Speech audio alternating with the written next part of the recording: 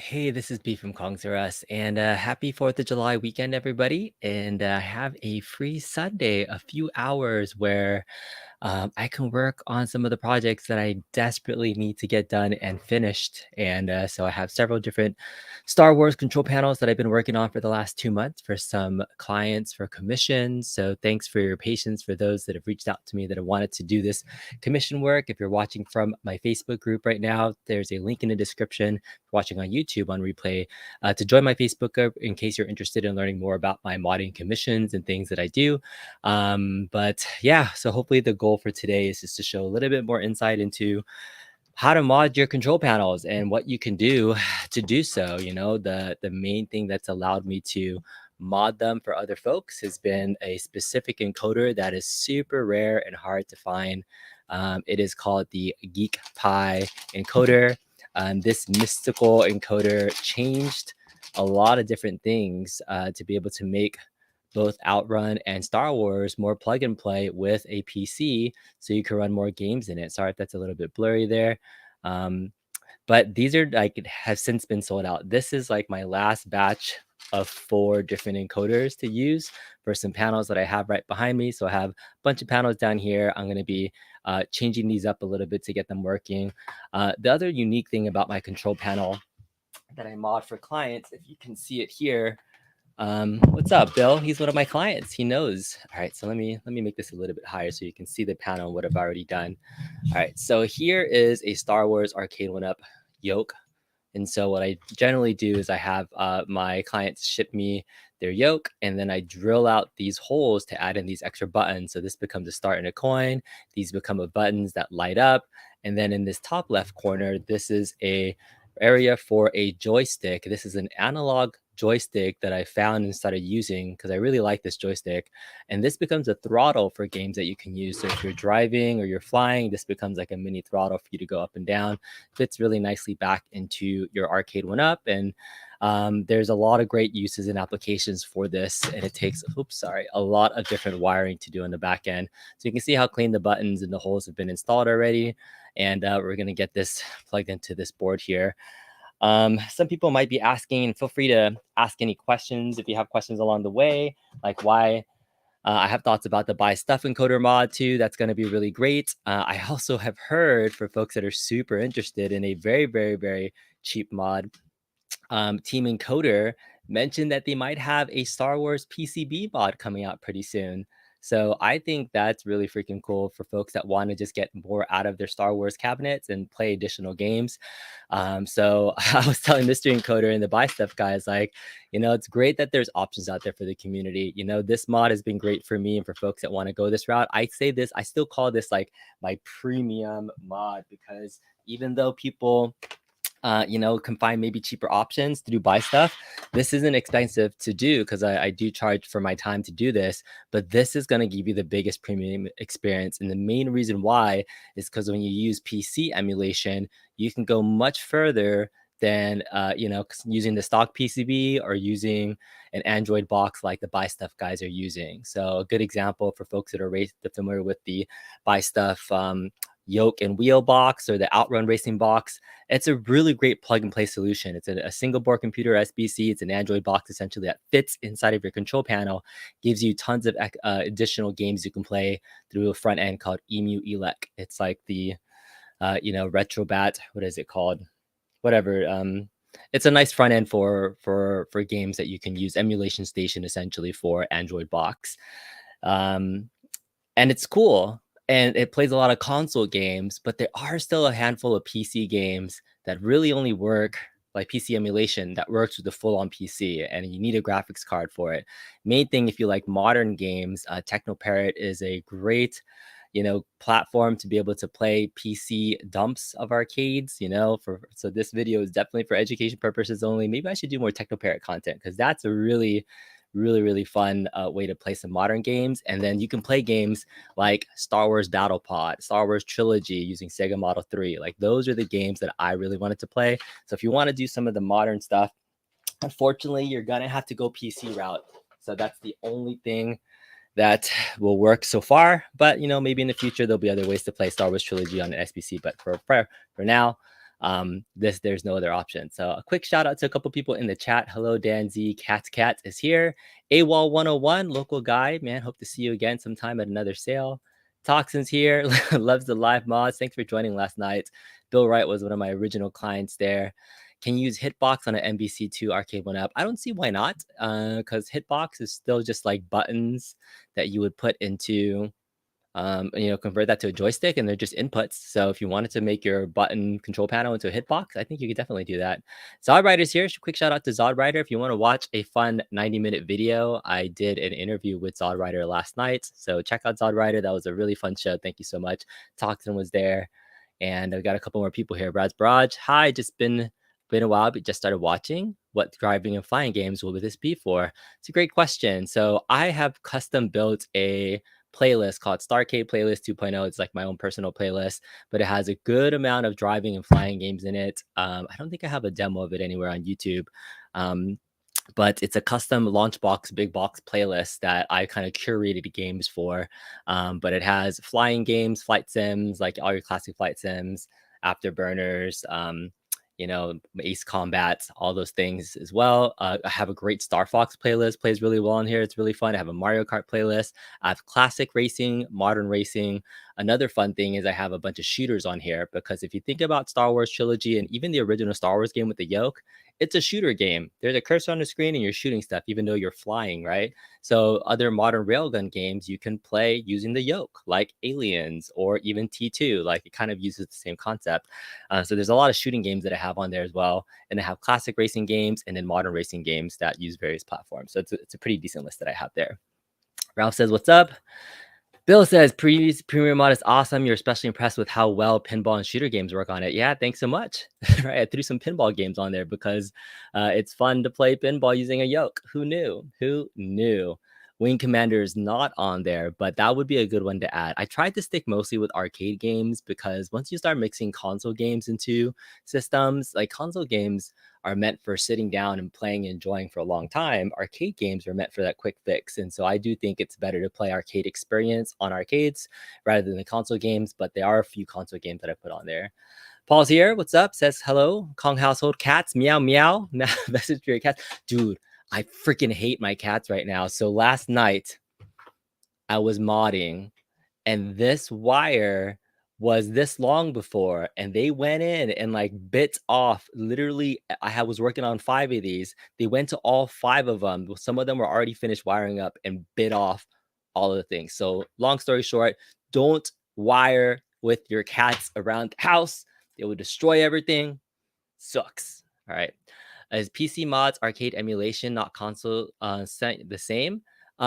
They, emulation, right, can be done a variety of different ways, but there are some emulators that require, that have not been made for kind of the Android box or the single board computer Raspberry Pi chipset. Like they're designed for Windows PC emulation, and that's how they've been set up. So like the 2 biggest emulators that I think that aren't working on like a SBC type of thing setup are Sega Model 3, which includes Star Wars Trilogy, Daytona 2, some really good racing games like Scud Racer. They have a great library. I love the Sega Model 3 lineup.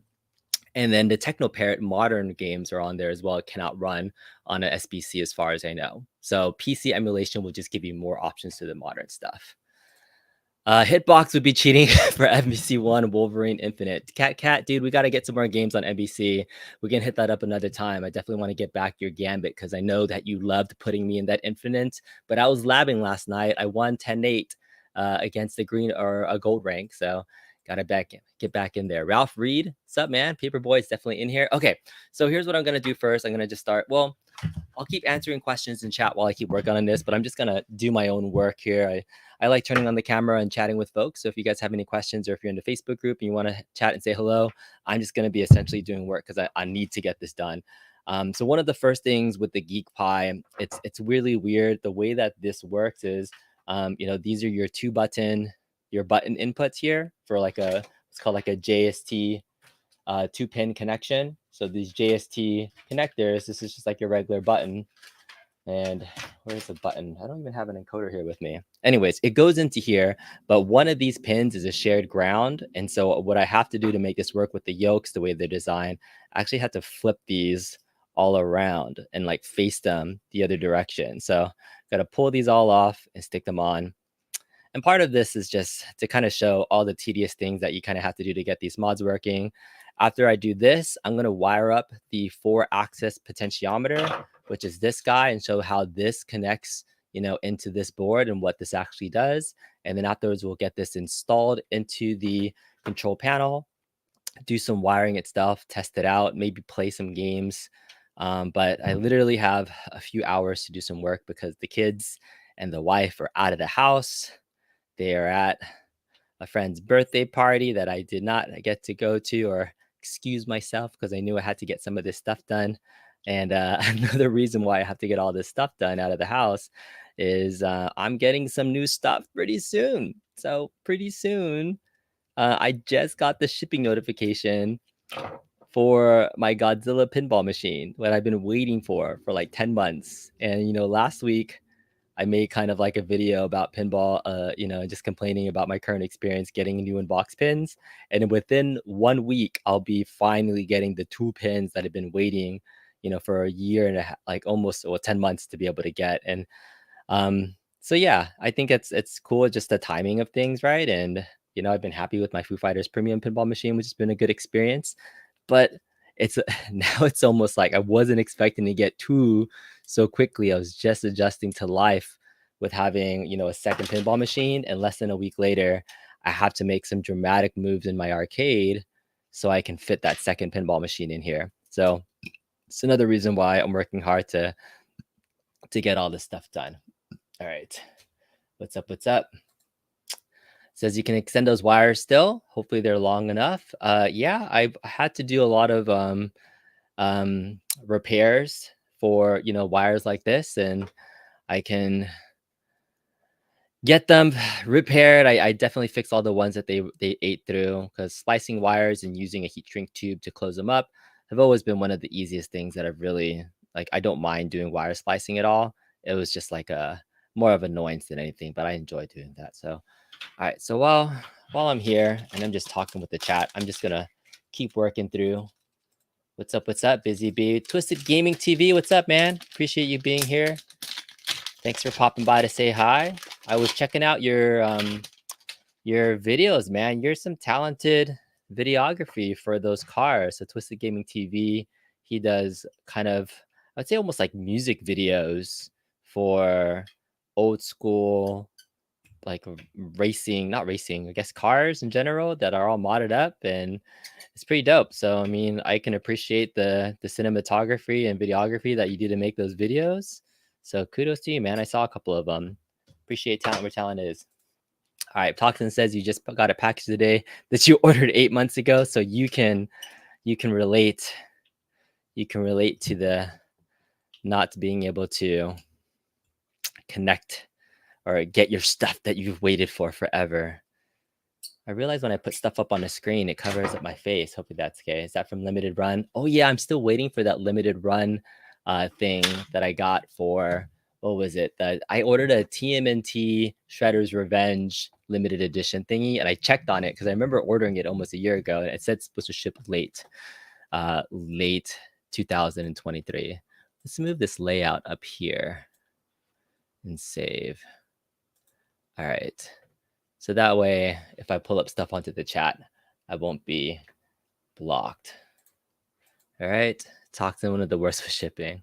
Twisted Gaming says, appreciate custom automotive lifestyle films. Yeah, that's what it is. Automotive lifestyle films. You could have just said automotive music videos, man. So no, I was kidding. You did a good job with those. All right, they are. You're waiting for that same turtle set too. The only reason why I bought that turtle set, Toxin, let me know, was because there was like this really cool mini arcade in it. And I really wanted the miniature arcade. And I was like, oh, I wonder what size it's going to be. And I know it doesn't work, but I thought it was really cool in terms of the set. I'm a big, I mean, I feel like I was a big Turtles fan because I like bought all the toys. I'm looking at my Teenage Mutant Ninja Turtles Arcade1Up that's modded over there with all the toys in it. But yeah, I was like, oh, this would be a fun set to own. And I like the Shredder's Revenge game, but I was like, I'm a sucker for limited edition games when they have packages with cool stuff in it. But yeah, let me know why you got it, Toxin. I'm curious to know what you got it for. All right. Cat says, with your modding expertise, how much winning advantage do you have in life? I don't know if those two things correlate, actually. I don't know if modding actually correlates to in-game experience better. Um, I'll use an example of that because I mean I've done videos about modding buttons and sticks, and I know the differences between them. It all comes down to like feel and preference. When you're talking about modding fighting game sticks, I'll use an example of I'll call him out. C Marvel 360. He's a great guy, knows a ton of shit about buttons and sticks, but I can still whoop his ass in, in most fighting games. And so I think there's some knowledge that you get from the button sticks and hardware, but the button sticks and hardware don't make the player. They're only tools to help you get better. So it really is all about understanding the game mechanics, more fundamentals of being able to adjust. And the thing with fighting games, for sure, it's all about being able to be unpredictable yourself while being able to predict your opponent's maneuvers and being able to adjust. So that adjustment game, I feel like has been one of my greater strengths of analyzing and adjusting more than modding. But I guess modding is all about figuring stuff out and tinkering and moving things around, figuring it out. So hey, maybe that can translate to fighting games because use my analytic brain. Zod says he didn't get the turtle set because it was a limited run. Yeah, I mean, because limited run games, they're notorious for not being available. So it's funny. Dude, Glenn's retro show is here. Happy Sunday, my man. Lego for us gamers, doing all this modding work, right? Like I'm just doing some work, Glenn. So I figured it's fun to turn on the camera, chat with the people while I had to do some work. I'm using this old, outdated Geek Pie encoder that is no longer available, but I hope more people come out with solutions. I can't wait for Glenn to come out with his GRS Yoke version 2.0 updated software. I think he was saying about doing some more cool things with it. I think I've told this story plenty of times, but Glenn is one of my inspirations for even starting YouTube. It was his controller that got me thinking and dreaming about becoming a modder in the first place. Because I didn't think I could do any of this, honestly, when I first started getting Arcade1Ups. I was like, how do I play Star Wars Trilogy on my Arcade1Up Star Wars? Because I liked the vector games and they were fun for a minute, but I was like, man, this isn't my Star Wars. That game came out the same year I was born, essentially. So my Star Wars in the 90s was Star Wars Trilogy. That's what I really wanted to play. And here comes Glenn Planamento with his Glenn's Retro Show Kickstarter campaign with his 1982 Yoke controller that plays space games Kickstarter campaign that plugs into a PC. And I was like, that's the one that I want. And so I remember even messaging in the comment section of the Kickstarter. I think it's still there. I think that my message is there about like, Glenn, how can we use this to play other Star Wars games like Star Wars Trilogy and things? And there was somebody else in the comment section that was like, I have a friend who's working on a build that's going to have all those Star Wars games. And yeah, I'll share it out eventually. And yeah, it's like, oh, that'd be great to share. I have no idea how to do all this stuff. And it was supposed to come out, I believe, the summer of 2020. So I pre-ordered it in 2019 or like winter time, I think around that frame. And as it was coming out and I could no longer wait, I was like, I wonder if I can just do this myself. I had just done the ETA Prime mod and I was like, oh shit, I'm a modder now. I just modded my Street Fighter 2 to play 1,000 games. I could do freaking anything. I modded my Teenage Mutant Ninja Turtles cabinet with another Raspberry Pi image. I was like, this is it. I freaking can rule the world and do anything. So I started just researching and seeing, and there was a video by, God, I can't remember his name now. Dang it. I want to give him credit for it because I think he was the first to discover there was an encoder called an APAC by Altamark that registers it registered analog signals. And if ever you guys ever use an iPac, right, it's a different type of way to plug in your button inputs. There's a shared ground and then a single input wire for your actual buttons. So all the grounds can be shared between all your buttons. And I was able to figure out or like watch his video. God, I forgot his name. Dang, I want to give him credit for it because he really was one of the guys that got me inspired for it. Um, but yeah, once I saw that video and like nobody was really watching his content, I don't know how. I think I was just researching like YouTube to see. And yeah, I was like, oh, he used an Altamark 8-pack. Let me order one and see if I can just tinker around and figure it out.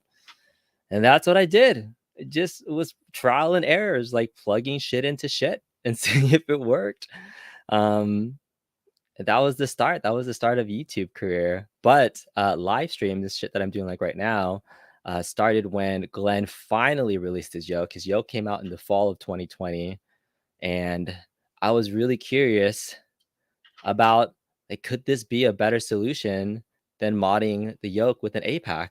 Because when you plug in Glenn's yoke, his freaking encoder board registers as a joystick, but there's 16 button inputs that light up on the joystick. 16. But do all 16 buttons, are there 16 button inputs on Glenn's yoke? There are not 16 buttons on Glenn's yoke. Glenn's yoke only has, I think, one, two, three, four, the 4 trigger buttons, 2 on the bottom, and then 2 hidden inputs. So 8 out of the 16 inputs were actually working on Glenn's USB yoke encoder. And that's how I discovered the 2 extra buttons. I opened up the yoke for the very first time live on YouTube. My very first live stream ever was busting that open, seeing if I could find some stuff. I was so excited when I figured it out, but I think that was part of the modding journey. That's kind of my history. But yeah, I appreciate you, Glenn, for being here. Toxin says you wanted all the trinkets be the mini arcade action figure, steel book, strategy guide, Pizza Hut coupon. You gonna use the Pizza Hut coupon or are you gonna keep it? That's the thing. You get the coupon for some free pizza, but are you gonna use it? I don't know, man. I don't know. All right, so I just got my boards ready. These are now prepped. I have my last 4 Geek Pies. This might be my last set of commissions because I don't have any more Geek Pies. I might pivot over to using the buy stuff encoder and still get that working with the PC. So that's another option that people will have. But yeah, their encoder board does not work with this though. So I think this is one of the more unique setups that I've done. I could always go back to using APACs because APACs are readily available. But this is, I don't know why. I don't know why. This is called a 4-axis joystick, but there's only one axis point, right? And a y-axis. There's an x-axis, right? So you can go this way. So you have an x-y axis. This is also a twisting axis here. So you can actually twist this for a 3rd axis. So that's 3 axes as far as I know. Up, down, left, right, twist. That's 3 axes. There's also a button that you can press. And people have like given me shit about this because I have a tutorial on how to wire this up. But if you, I swear, if you look, let me share my screen just so I can clarify. All right, go into a new Google window.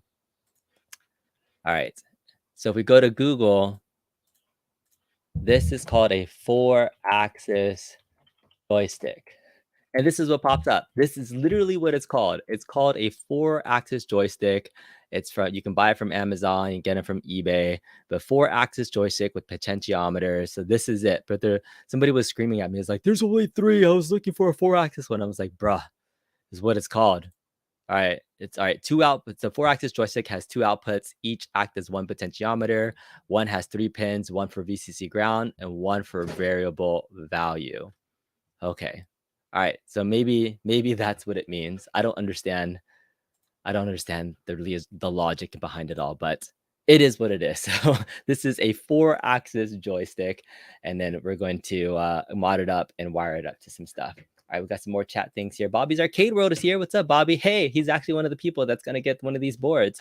You finally got your last Ms. Pac-Man stool that's been back ordered for months from Bandai. Man, that sucks. I mean, you're a stool guy. I like that. Brian Reggie C says, hey, B, PC is connected to your Legends pinball. Can you separately connect my Star Wars unit into it to run the yoke upgrade, or do you need a separate PC? You can use the same PC for multiple purposes if you wanted to. It just gets to usability and UI if that's something that you want to go through when you want to play your game. Like you want to turn it on and have it switch over to your Legends pinball side and front end, or do you want to turn it on and have it go to your yoke and whatever PC TV that you have? It comes down to sometimes like functionality over form, and for me, from a user and an end user standpoint, you'll be the only person ever in the history of that build in your household that'll figure out how to play your Legends pinball and then switching it to your Star Wars yoke to play something else. So if your end goal is having other people play this stuff too, it does help to have dedicated PC builds for each of the arcades that you do, because then you can just turn on that arcade for that playlist and not have to worry about the configuring. It's what I've come to hate about multi-cades, is that like I can't get other people to use it more friendlier, and that's why I try to keep my builds very much more simple as I can. All right. All right. Glenn says the GRS Ikari Warriors will be a good stick for this in the future. Oh, huh. You gotta tell me more about that. Okay, so even though this is a twist and it has like an up, down, left, right, I think the Akari Warriors joystick though, because like I don't really actually use the twist functionality on this. I'm more about the analog features going up, down, left, right, because this becomes like my throttle that can register as like a thrust throttle in Star Wars Battle Pod mainly. And so I like the analog features for the X and Y axis, not necessarily the twist. And I think your Akari stick has the 8-way joystick normally with a twist, either potentiometer. So that would be cool. I'd be definitely interested in checking that out. Kat says Evo tournament had to ban Daigo's hitbox. Modding breaks the game, makes charging moves easily. Yeah, dude. I remember when they banned some of the hitbox, things for recently about what was tournament legal. That definitely changed the game a little bit. Cavill Wong says heavy barrel. Yeah. All right. So let's get to modding this. All right. So what I had to do to be able to plug this into this, I had to do a couple of different things. So these 3 wires are red, black, and white wires. These do go into a 3-pin JST connection that looks like this. This is a 3-pin JST XH connection.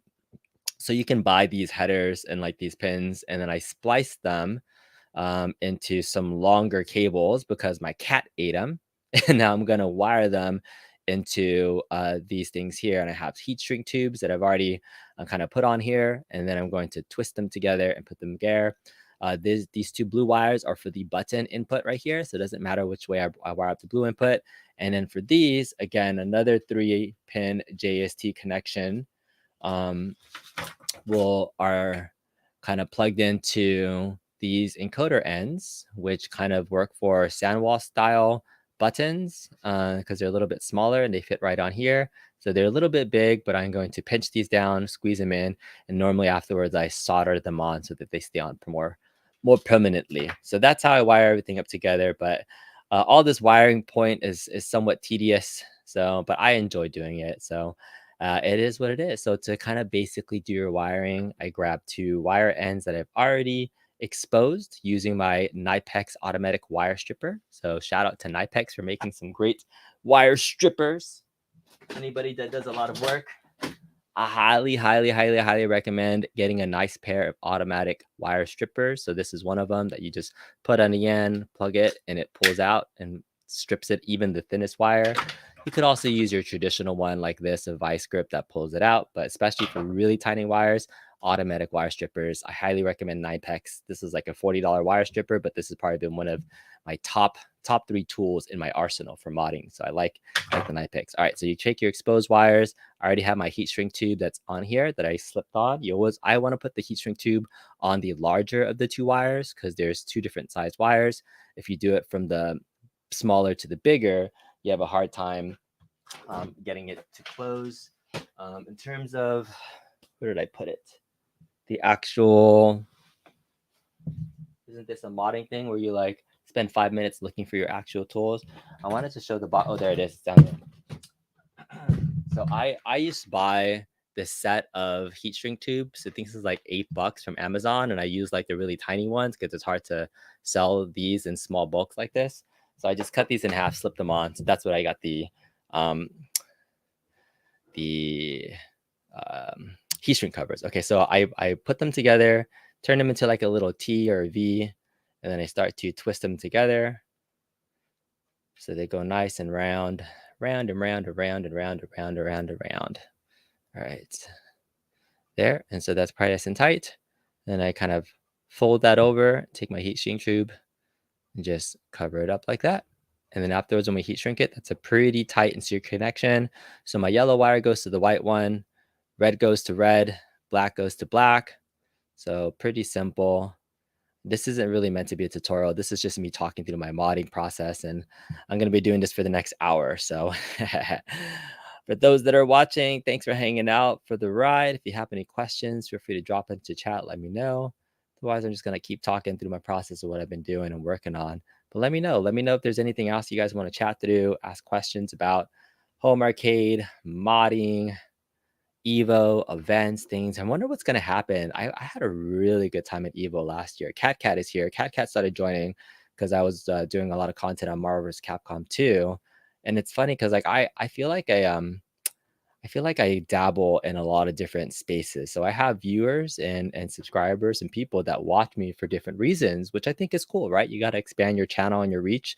And so there is a small subset of folks that have enjoyed my fighting game content like Cat. And so when I do live streams for um playing on my Marvel's Capcom cabinet and things. Like he's been there supporting, which I really super love.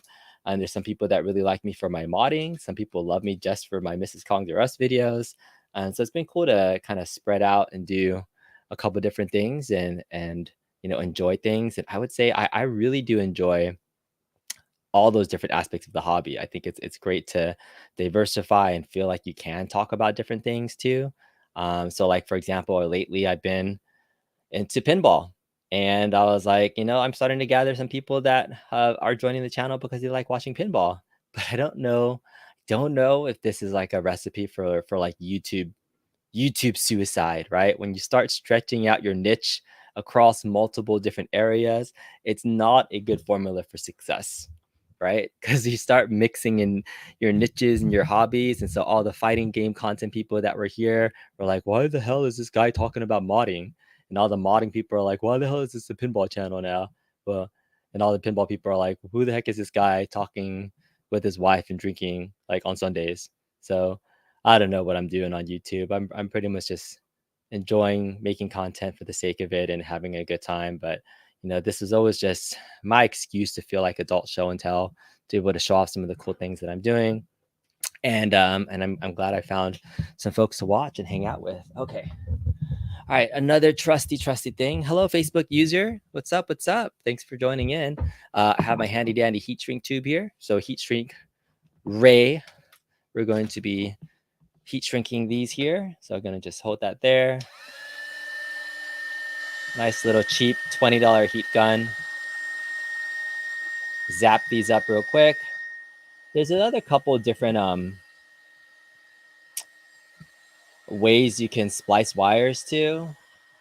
Like there's another tool that it's like a little tube that when you use the heat shrink gun or heat gun, it like melts solder in between the two wires. And I thought that would have been an easier solution. So I've tried that.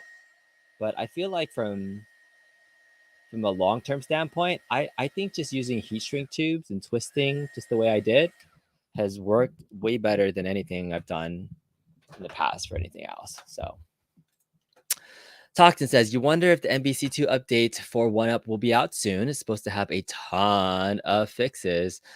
Yeah, man. I think the community, the timing of them working on stuff like that, because like it's a value add now at this point because the cab has been out for so long.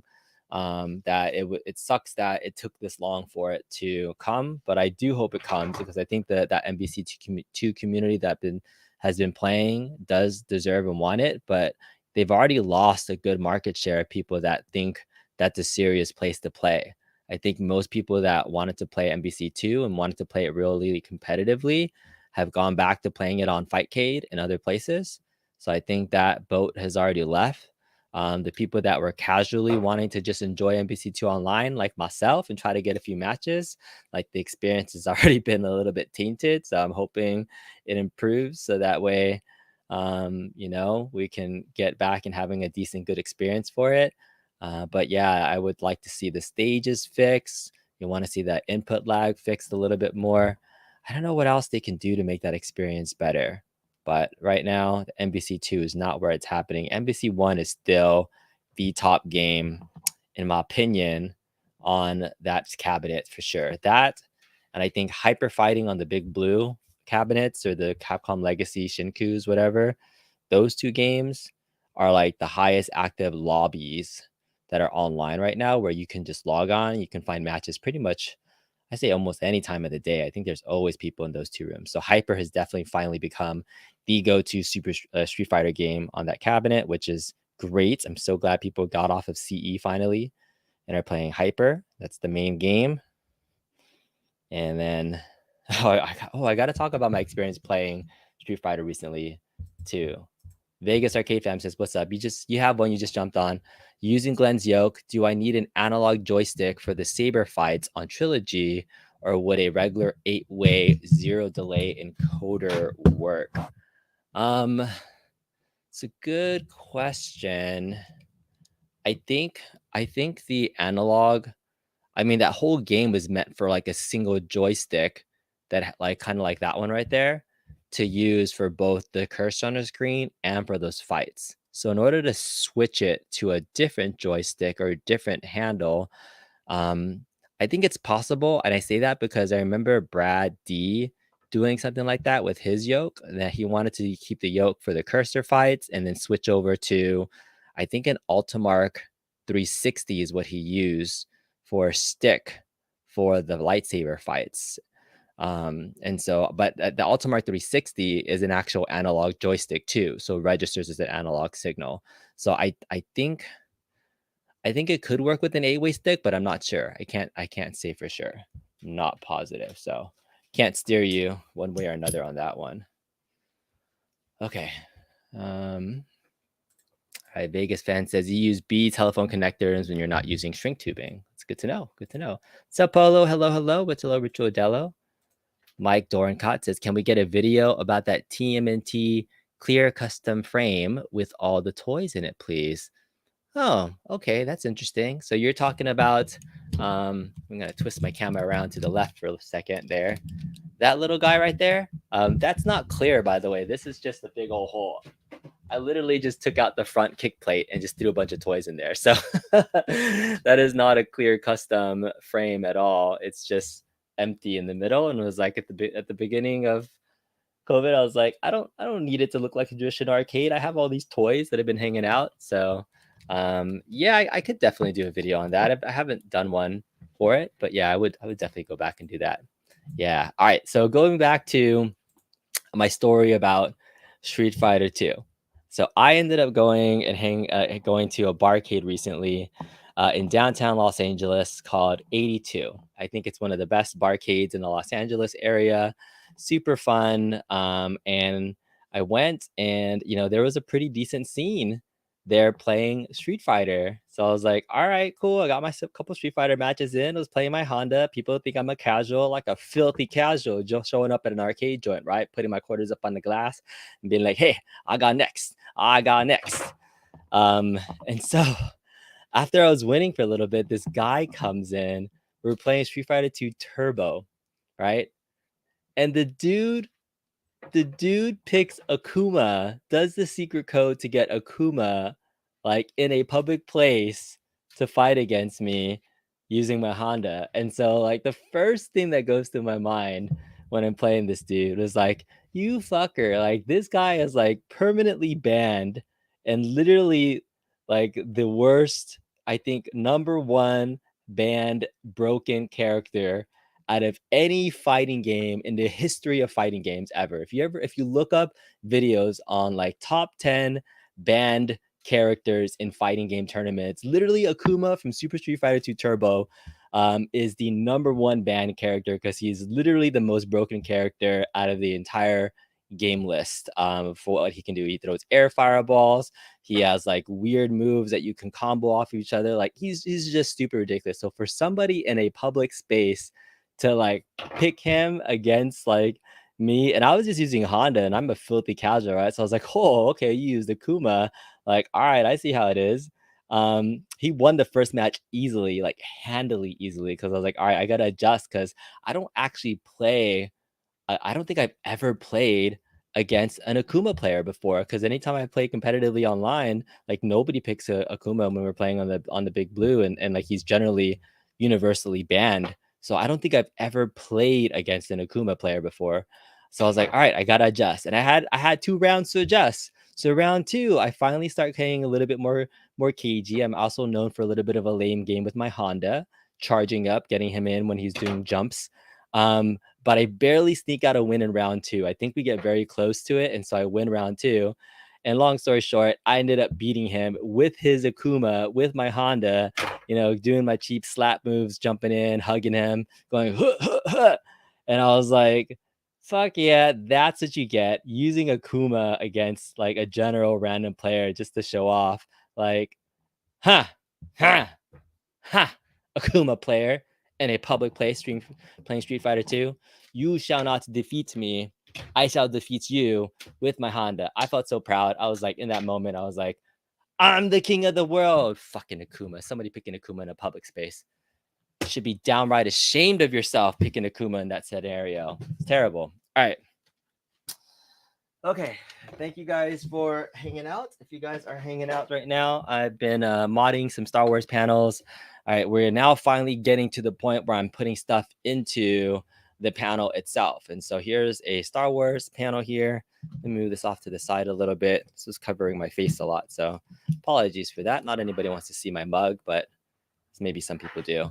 Okay, so we're gonna stick this into the hole. The hole.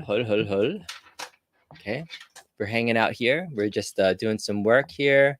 Feel free to ask any questions. We're going to soak these wires through this hole, like so. Oh no, I don't need to do that. Why am I doing that? Hello, this thing just comes up from the bottom. That's why I made it that size. Hello. Okay, yeah, so that comes up just like that. We're going to cover this like that. Okay. So now I need to drill. This is the scary part. This is where I have broken panels before. And so this is the part of the stream where it's like, hey, we're watching live modding. Is he gonna screw something up? Is he gonna mess something up? This is the part of the stream where there's a high probability chance that something can go wrong in this scenario. Okay. All right, so in order to secure this joystick into this space, right, there's a couple of different things that I normally do, and I probably will right now. Like right on the bottom, there's not a ton of space, but let me flip this over. So I probably should do this now before I screw this in. Ugh.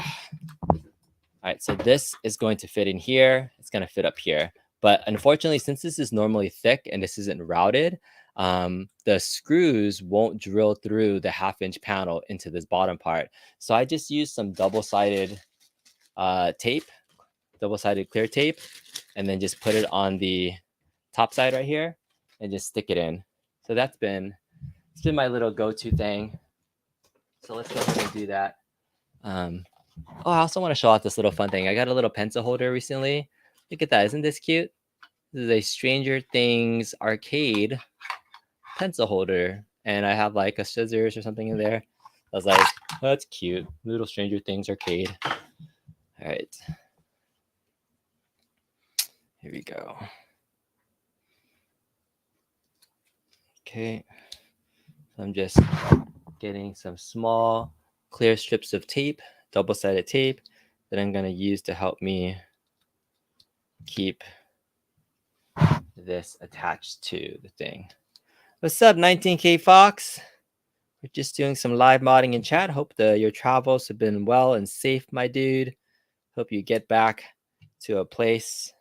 And I know that you will be doing a show tonight, so looking forward to this week with Mr. 19K Fox, with his bourbon and his smug good looks. Can't have a better night on a Sunday night than going to check out my good man, 19K Fox.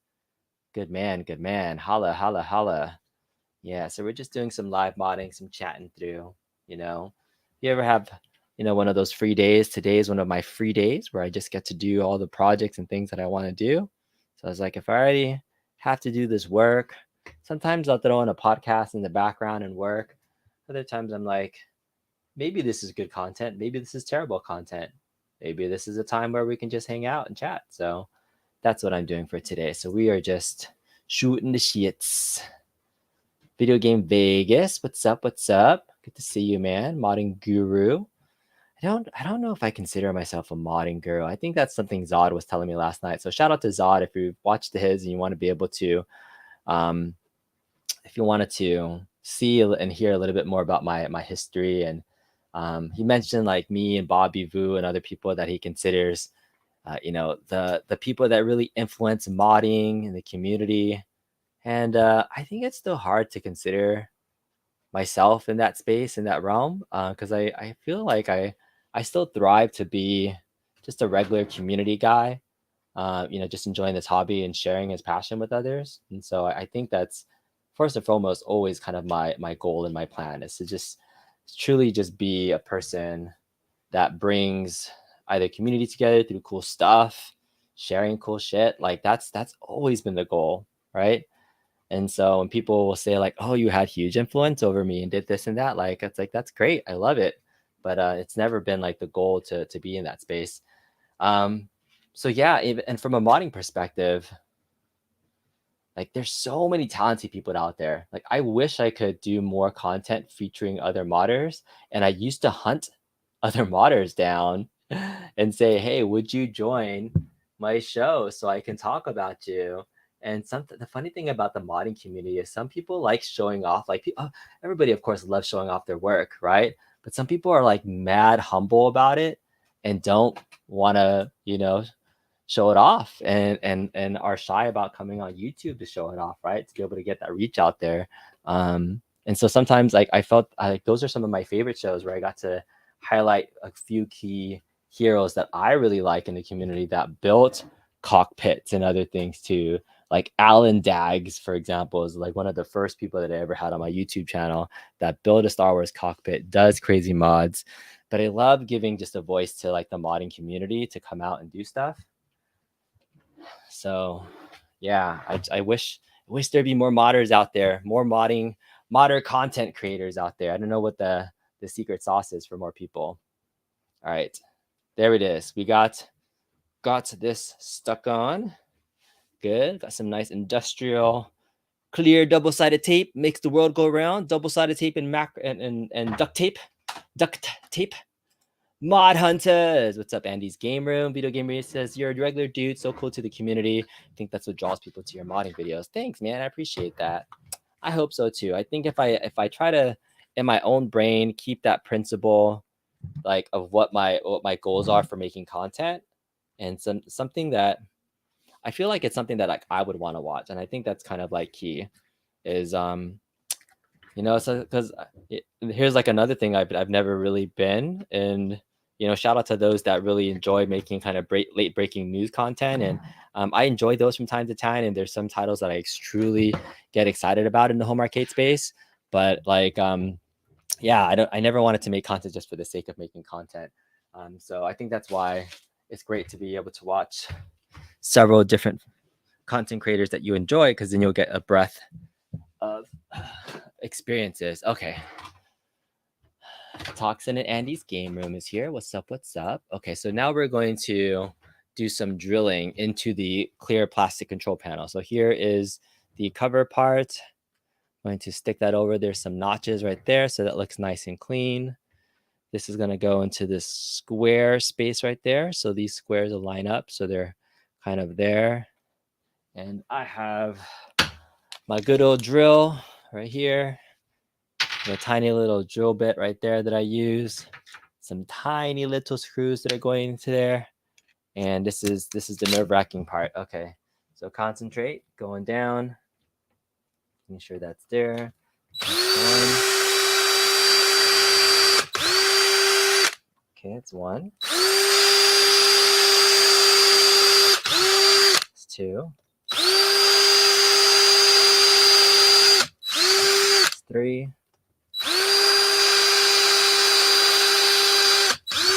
That's four. Like drilling through plexiglass is a very harrowing experience. I like hate doing it. It always like gives me super nerves, but I always want to just do it quickly. The faster you do it, the make sure that your pressure for the plexiglass is straight and that you don't have any bends in it, because that's when plexiglass breaks, is when you go slow and you're like a little unsure about it. You just got to be confident drill straight through it. Yeah. Best Vegas Arcade is asking, is the base secured with double-sided tape? The plexiglass is secured to this, but all the buttons have been screwed in place now. So when I originally drilled the holes into the panel, because this is original stock panel, and I had to remove the yoke completely, and then hold the plexiglass onto the board, and I drilled a hole through the plexiglass and the board at the same time using a giant drill press. So at that point, when I'm doing that drilling, yeah, the plexiglass is held to the board just by the blue tape. And I used to do saran wrap, and like saran wrap cover it so I could get a lot of pressure and try to like limit any of the scratching and try to keep the plexiglass against the board. But I've done it enough times now where the key to that is making sure your plexiglass is just mounted onto the board tightly and it's not loose. If the plexiglass is not loose when you drill through it, it works just fine and you won't get any cracks for anything too. So, I mean, I've cracked my fair share of plexiglass. Billy Wright's here. What's up, man? Billy Wright's a modder. He knows. I'm sure he's how many plexiglasses have you cracked over the years and all the years you've modded stuff, Billy? Let me know. He's a big modder in the home arcade community too. If you don't know Billy Wright, check him out. Make Star Wars cockpits and things.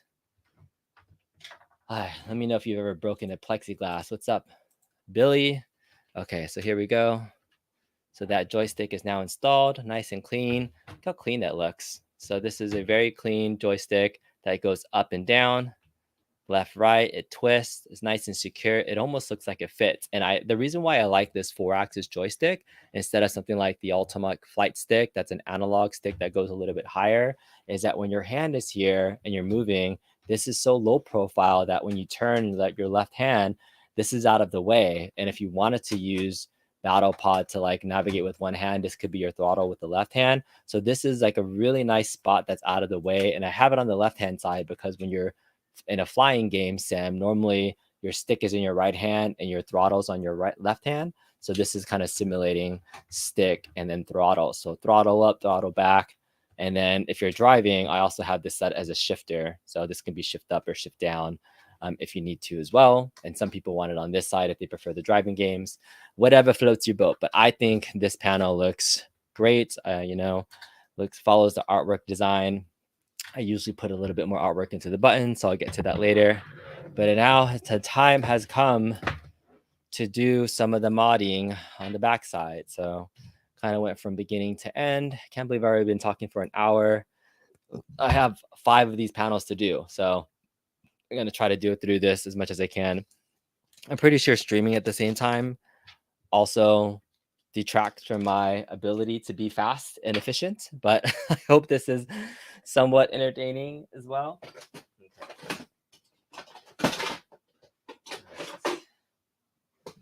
Let's see what I want here. All my tools. Okay. Okay, so one of the first things I do on the back side too, this is the volume pin. I need to swap the red and the brown wires here for it to work properly with the GeekPi. Once this plugs in, if I just plug this in directly, it would give me an error. So I have to swap the red and the brown pins. So if you ever need to like swap these pins for any particular reason, I wonder if there's any way I could. Yeah, okay. So you just kind of take a small flathead screwdriver, push down on this pin section right there because there's a little tab. You should be able to pull it out. So push down on this little tab section right there, pull it out, and I'm just going to plug it back in onto the other side, just like that. Okay, boom. All right, so I swapped the brown and the red wires. That's nice and clean. So I just did it temporarily. Nice and tight, very simple. All right, the next thing, we're going to put our GeekPi controller right there. And I need a screw. I need a screw.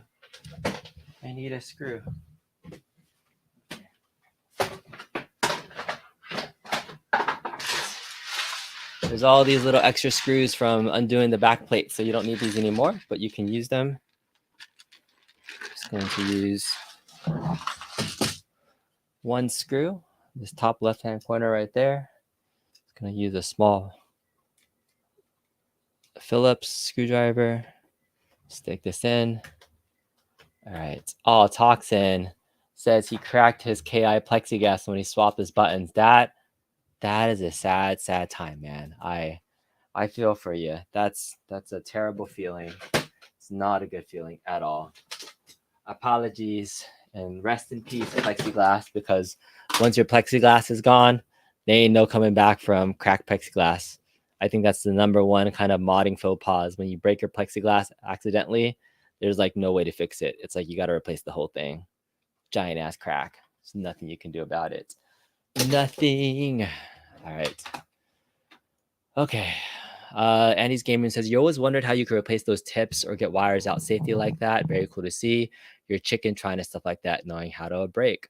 Yeah, dude, like these wires and things like you're saying, they like people think like things will break easily, but you can mess around and fool around with a lot of this hardware stuff. As long as you understand how it works, say like a button stops working on like one of your buttons or your yoke. There's a reason why it's not working. That means the wire input for it, either one wire to the input is off or something with the ground is off. Because in order for a button to work, it needs to have two inputs connect and touch to each other. That's how a button works, right? This button is a ground, this is a ground, that's the input. When these two touch, that's what activates the button. So when the button's not working or anything, you just got to figure out the wiring. So even if you pull it out, like you can fix almost anything, which is really good. It's good to know. Okay, so the first thing, one of the other things I had to do for this mod, and I got to go run and grab some encoder wires. I forgot them in the other room. Right here, let's see. Get this back over here a little bit. This is the Greek worm encoder, and these are the stock yoke wires. This is the x-axis right here. This is the y-axis, but this 3-pin connection here is too small to go into this connection. The reason why is that this type of connection point is called a 3-pin JST PH connection. PH just stands for the distance between the pins, which is smaller, and then an XH connection, a 3-pin XH, is a larger pin diameter. So this is a larger pin space that fits into here. So what I did was I custom splice so that way I can reuse the stock wiring if I needed to. It's just JST 3-pin PH female adapter. So this is a female plug. This is the male plug that goes into here. So that's just a custom adapter that I made to be able to plug this into a 3-pin JST 3-pin. So this works for this particular board. And again, for folks that are just joining, this Geek Pie encoder is now, I had this like secret place that I was getting them from called Pie Shop, but they since sold out. So yeah, this encoder board is near extinct. It is a rare breed to get these, and nobody's making them anymore. I don't know why.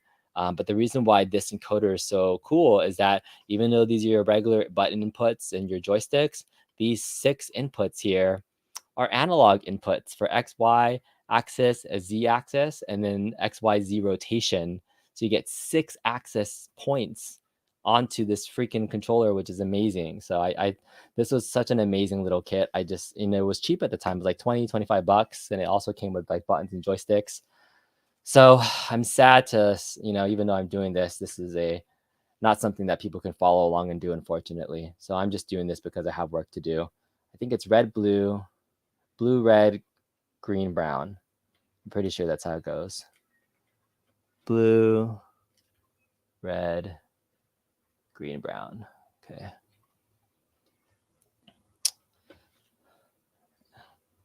And then these 4 buttons right here, these are the yoke buttons that go into the controller points here. Okay. This 3-pin cable, this is the power cable. We're not going to use this. This 3-pin cable goes into this point here.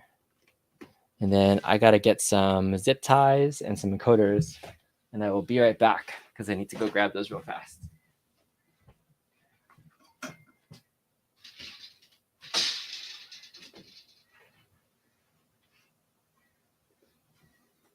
All right.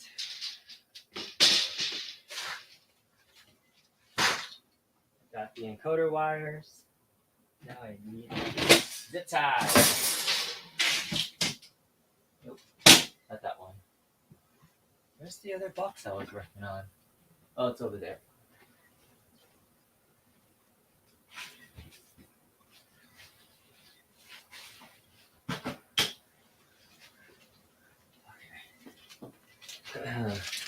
I'm back. Here's the trusty bag of encoder wires and zip ties and zip tie mounts that are in any modder's arsenal of stuff. Gotta have the stuff. All right. Brian English is here, man. What's up? Says B, you should send me some high-res image of the back of your CP and you can work on sending you one of our Star Wars panels. Hey, dude. So Brian is from Mod1Up. Is that what up? Mod1Up? And he made the custom waterfall deck for Dragon's Lair and then made a super badass version for Star Wars too. And so I would definitely be interested in something like that. The problem for my personal one that I've done, and I'll show you just kind of so you can see it. I don't know if this is gonna reach, so I'm gonna make an effort to do this. All right, so here is my personal Star Wars build that I've done. If you can see it way over there, look at that control panel. I've already mounted all these custom buttons into it. I even threw in this giant Suzo Hap throttle on the left-hand side that I had to route and gut. And it's like already pre-wired with all this APAC stuff. So my personal Star Wars mod has already been like crazily modded. So I was like, oh, do I want to go through the effort of using your cool, like I think your control panel that goes down, it's like a waterfall deck for the Star Wars panel, is freaking amazing. I love it. But I was like, oh, I'd have to like redo all that part. So it's one of those reasons why I've held back on doing it. But I think it's a fantastic mod. I think people that have a stock Star Wars that's looking for updating it, like this is the waterfall deck that he made for Dragon's Lair. Like this is one of my favorite mods of all time. This Dragon's Lair deck that you did was absolutely needed. Yeah, I had the Tempest deck too. I do. I have his Tempest deck, but this one, like this really made this particular piece stand out, and I'm really appreciative for that. So, but for Star Wars, just since I modded it so much, I might have to decline. I'd love to be able to do a mod for it, but that one just has too many different buttons that I have to take out and redo for my personal mod. Maybe for somebody else, but yeah, that's that. But you could build one with all the holes. That's too many holes, man. Too many holes. I was thinking about it, like originally when you came out with it, I was gonna order one and then I was gonna drill holes myself, which I don't mind. Like I don't mind modding it and drilling holes myself. But then I opened it up the backside and the buttons are okay because I actually have more buttons on that one. It's that damn Suzo hop throttle in the top left. I would hate to redo again because that Suzo hop throttle is a beast, and it's reason why I really like the new throttles that I've been using on these custom ones. Sorry for that. Hopefully you enjoyed that. But like this little throttle here is so easy to install compared to the Suzo Hap one. But yeah, I think your panel is fantastic. I love it. You do great work, man. I think the upgrades are freaking amazing. Yeah, you could build one with all the holes. Brian's here. Brian rules. Yep, he's freaking awesome. So yeah, so we've just been doing some live modding and chatting and answering questions and things. But dude, I'd love to have you on again another time. I know you're working on some other projects and things. So anytime you want to come on, Brian, just hit me up if you want to do a showcase for something. I've been talking about how my favorite part of the hobby, people think I'm a modder, but it's really talking to people like yourself, people that like have, that's what all inventors do, right? They see a problem or a need and they just want to fix it and do something amazing with it. And you're a true example of that, of what you did, especially for like the Tempest deck and that Dragon's Lair deck. Much needed mods. Like those absolutely needed those. So love that. All right. Let's get into, from a wiring standpoint, got a lot of wires and they go all over the place. So I just use these adhesive mounts.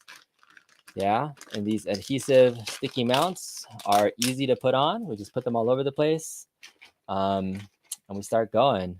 All right, Andy's Gaming says, you second that, great guy, great decks. You're still eyeing a class of 81. You made a class of 81 deck too? No. Did you? You made a class of 81 deck. I think I was mentioning to you that the problem with that class of 81 cabinet is that the whole thing is just one piece. Like how would you make a waterfall deck for the class of 81 deck? I'm really curious how you would do that. Like you'd almost have to replace the entire monitor setup. So yeah, totally cool. BA, what's up, man? Yeah, I actually been meaning to do like a review. I started recording a review of the class of 81 cabinet, but I kind of like stopped halfway through. But the main thing I opened up was like, here's the biggest issue with this cabinet. I probably should just release that video. I like started recording the intro for it, and then I needed to do the rest of it, and sidetrack with a million projects. So Brian says he has 3 full builds for Star Wars, 1 stock for GRS and the Allen 1. Maybe you can go through and talk about those differences. Yeah, dude, I'd love to have you on if you want to showcase any of those. Happy to. Bobby's Arcade says, looking forward to this. How long does each commission take from start to finish? So that kind of varies, Bobby. So I think Bobby sent me his panel in April, and I generally say it takes me 6 to 8 weeks to finish.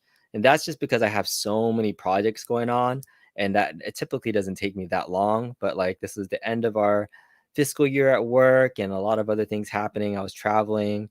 But from when I like start to finish, maybe it takes me like a week or two to do all the panels, drill them together. So what I have to do is I have to do them in batches, because doing them one by one, oh my God, they ever do this? Like, I hate freaking pulling off double-sided tape things, and I'm pulling it and like it's pulling off the side, like, modding frustration, screw that piece of it. But yeah, once I get into it, it does take quite a bit of time, because I do the parts. So last night I was doing all the wiring for this, and I'll do all the wiring in batches. So I never do a single panel from start to finish by itself. I kind of do them in batches, and it just helps with everything. But by the time I start finishing modding just one panel with all this wiring, when I get to this section of the mod, you'll see me. I'll do a single panel wiring. Takes about maybe an hour to do, maybe 45 minutes if I'm pretty quick. So that wiring part takes that long, but it's the drilling, it's the pre-wiring, getting all the other parts ready, setting up the PCs, doing all the testing. So it's one of the reasons why I even enjoy showcasing this process, because it does take quite a bit of time. And I also saw something recently too about like, what is my time worth? Is it worth the time if I can do it faster but still have it be higher quality? Or does taking more time on something equate value, and that you would rather me spend more time per panel because you value that I've spent more time on it, right? That's kind of a great question. Like, if I can finish a project in 1 hour and you're paying me, $500, just putting an arbitrary number out there, would you feel better about that? Or if I spent like 5 hours on it and it was like the same quality, if not better, right? Or like a person that can do a job in 1 hour just as good as somebody that can do it in 5 hours, right? So then you're paying for somebody's knowledge and experience more than you are for the time side of things. So I say all that because I wish I could say it's like a really quick, easy process. But I've done, I want to say physically, I think I've physically done over 75 panel commissions for people shipping these to me and modding them and drilling them and sending them back out. Maybe close to 100. I've lost count at this point, but I mean, it's a lot of panels I've done over the years, like 3 years of doing this for people. And I'm pretty soon go back to retiring, because this, as much as I love doing this, and I enjoy the wiring part, it's very almost therapeutic to do this work. It's hard to find the time where I can do this. This is a rare Sunday afternoon where I don't have other family plans and things. Normally, like, we have a kid's birthday party that the kids are at right now. And as a family person, like, I would normally be at that party hanging out with them, spending time. But I purposely decided not to go because, one, I had all this work to do. And two, um, I kind of have an issue with the family and their pets, because their damn fucking dog bit my daughter in the face last year. And so I use that excuse to get out of the house. But I'm just saying, like, it's hard to find time to do all this. And when your hobby starts to feel like doing work and stuff, it's not as fun. But talking about this and answering questions, this still makes it a little bit fun, because I would be doing this anyways. So that's why my time is pretty limited, and I probably won't be doing this much longer. So for those that are watching in the Facebook group, for folks that are have spent the time and trusted me to do these commissions. I highly appreciate, you trusting me for your Star Wars modding needs. But I won't be doing them much longer. So yeah, this is very, very, very time consuming and a lot more effort than some people can kind of see in the back end for all the supplies and things I have to keep. All right, it's the older 81, not the deluxe cabinet. That makes a ton of sense. Yeah, you're doing the class of 81, the old one waterfall deck, not the new one. Gotcha, gotcha, gotcha. Yeah, the new one, people are screwed. Dude, if anybody has a freaking issue at all with their class of 81 control panel, I'll just kind of spill the beans on like what I was saying in terms of my biggest criticism of the new deluxe cabinets for that 81 cab. With the whole monitor and control panel being one piece, it's a pain in the ass to get into the back to get to the control panel access if you want to fix anything. If a button or joystick or something that happens to the encoder needs to be replaced, you literally have to unscrew the entire monitor to be able to get good access to the back panel for the control panel. Like it's impossible to get to it because like the angle to unscrew it, like even if you pull off the fucking eight is another one of these things that I can't pull away. Sorry, I'm like cursing. Like it's terrible. All right. Yeah, so that's the biggest issue with the class of 81 deluxe cabinet is that it's not a good design for long-term users that are going to want to have to mod it or fix it if anything has an issue. Like I can see a ton of people eventually needing a replacement XYZ, and then they have to like take the whole thing apart and then they might break something out. So I think it's a terrible design. Yeah. All right. You definitely won't worth the cost with how much you put into. Oh, thanks, Bobby. You put the nail on the head with custom work. It's a lot, and glad there are people who understand. Yeah, right. So I appreciate that, right? Because like it's the development time. It's not about how fast you can do something. And Brian, you're one person that probably spent hours coming up with the perfect design for something, and now that you have a CNC, you can run it off really quickly and make it done. But that doesn't take the hours into account that it took to design something. Retired, haha, sure, haha, Billy. Yeah, I just might evolve to the next thing. You should put number certificates for each build. I have had requests for people to like have me sign their boards. So I do put a sticker on here. And so maybe at the end, I'll put a Kong's Arrest sticker right here and I'll just sign it. But I haven't numbered them. The only numbered board that I ever did was for, there's this guy named Dan Mabbott in the community. He's one of the first guys I ever worked with. He has Star Wars board number 1. The very first Star Wars board that I ever modded, the one that was in my YouTube tutorial video. I eventually modded it again and made a full panel with it, but I signed that one as the very first one. So he has my very first number 1 control panel. Not that that's worth anything, but he enjoyed and got a kick out of that. But I haven't really numbered anything else. Customize it and send your replacement. You're stuck doing a lot of extra work compared to other cabs. Yeah, for sure. If you're talking about the class 81, yeah. Facebook user says, hey, it's been 2 months. Foo Fighters looks great.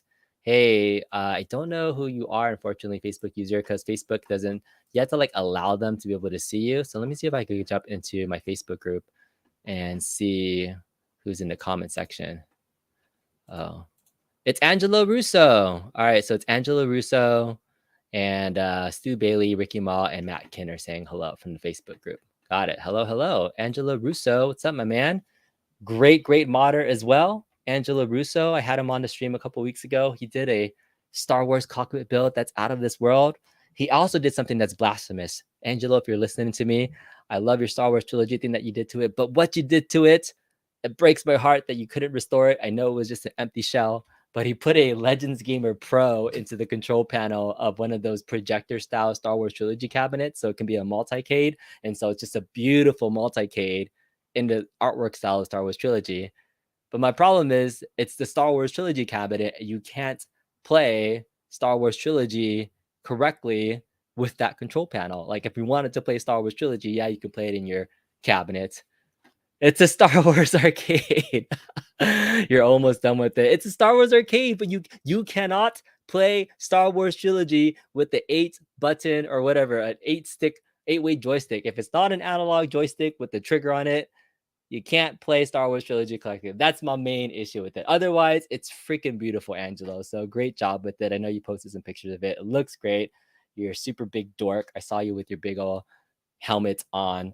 But yeah, I appreciated you coming on, even talking about pinball too. I know that you used to run pinball scenes and stuff like that, but I don't know if you saw I was working on a big virtual pinball machine, and maybe you've already moved on from that hobby. But yeah, I was really fascinated to hear that you were real heavily involved with that.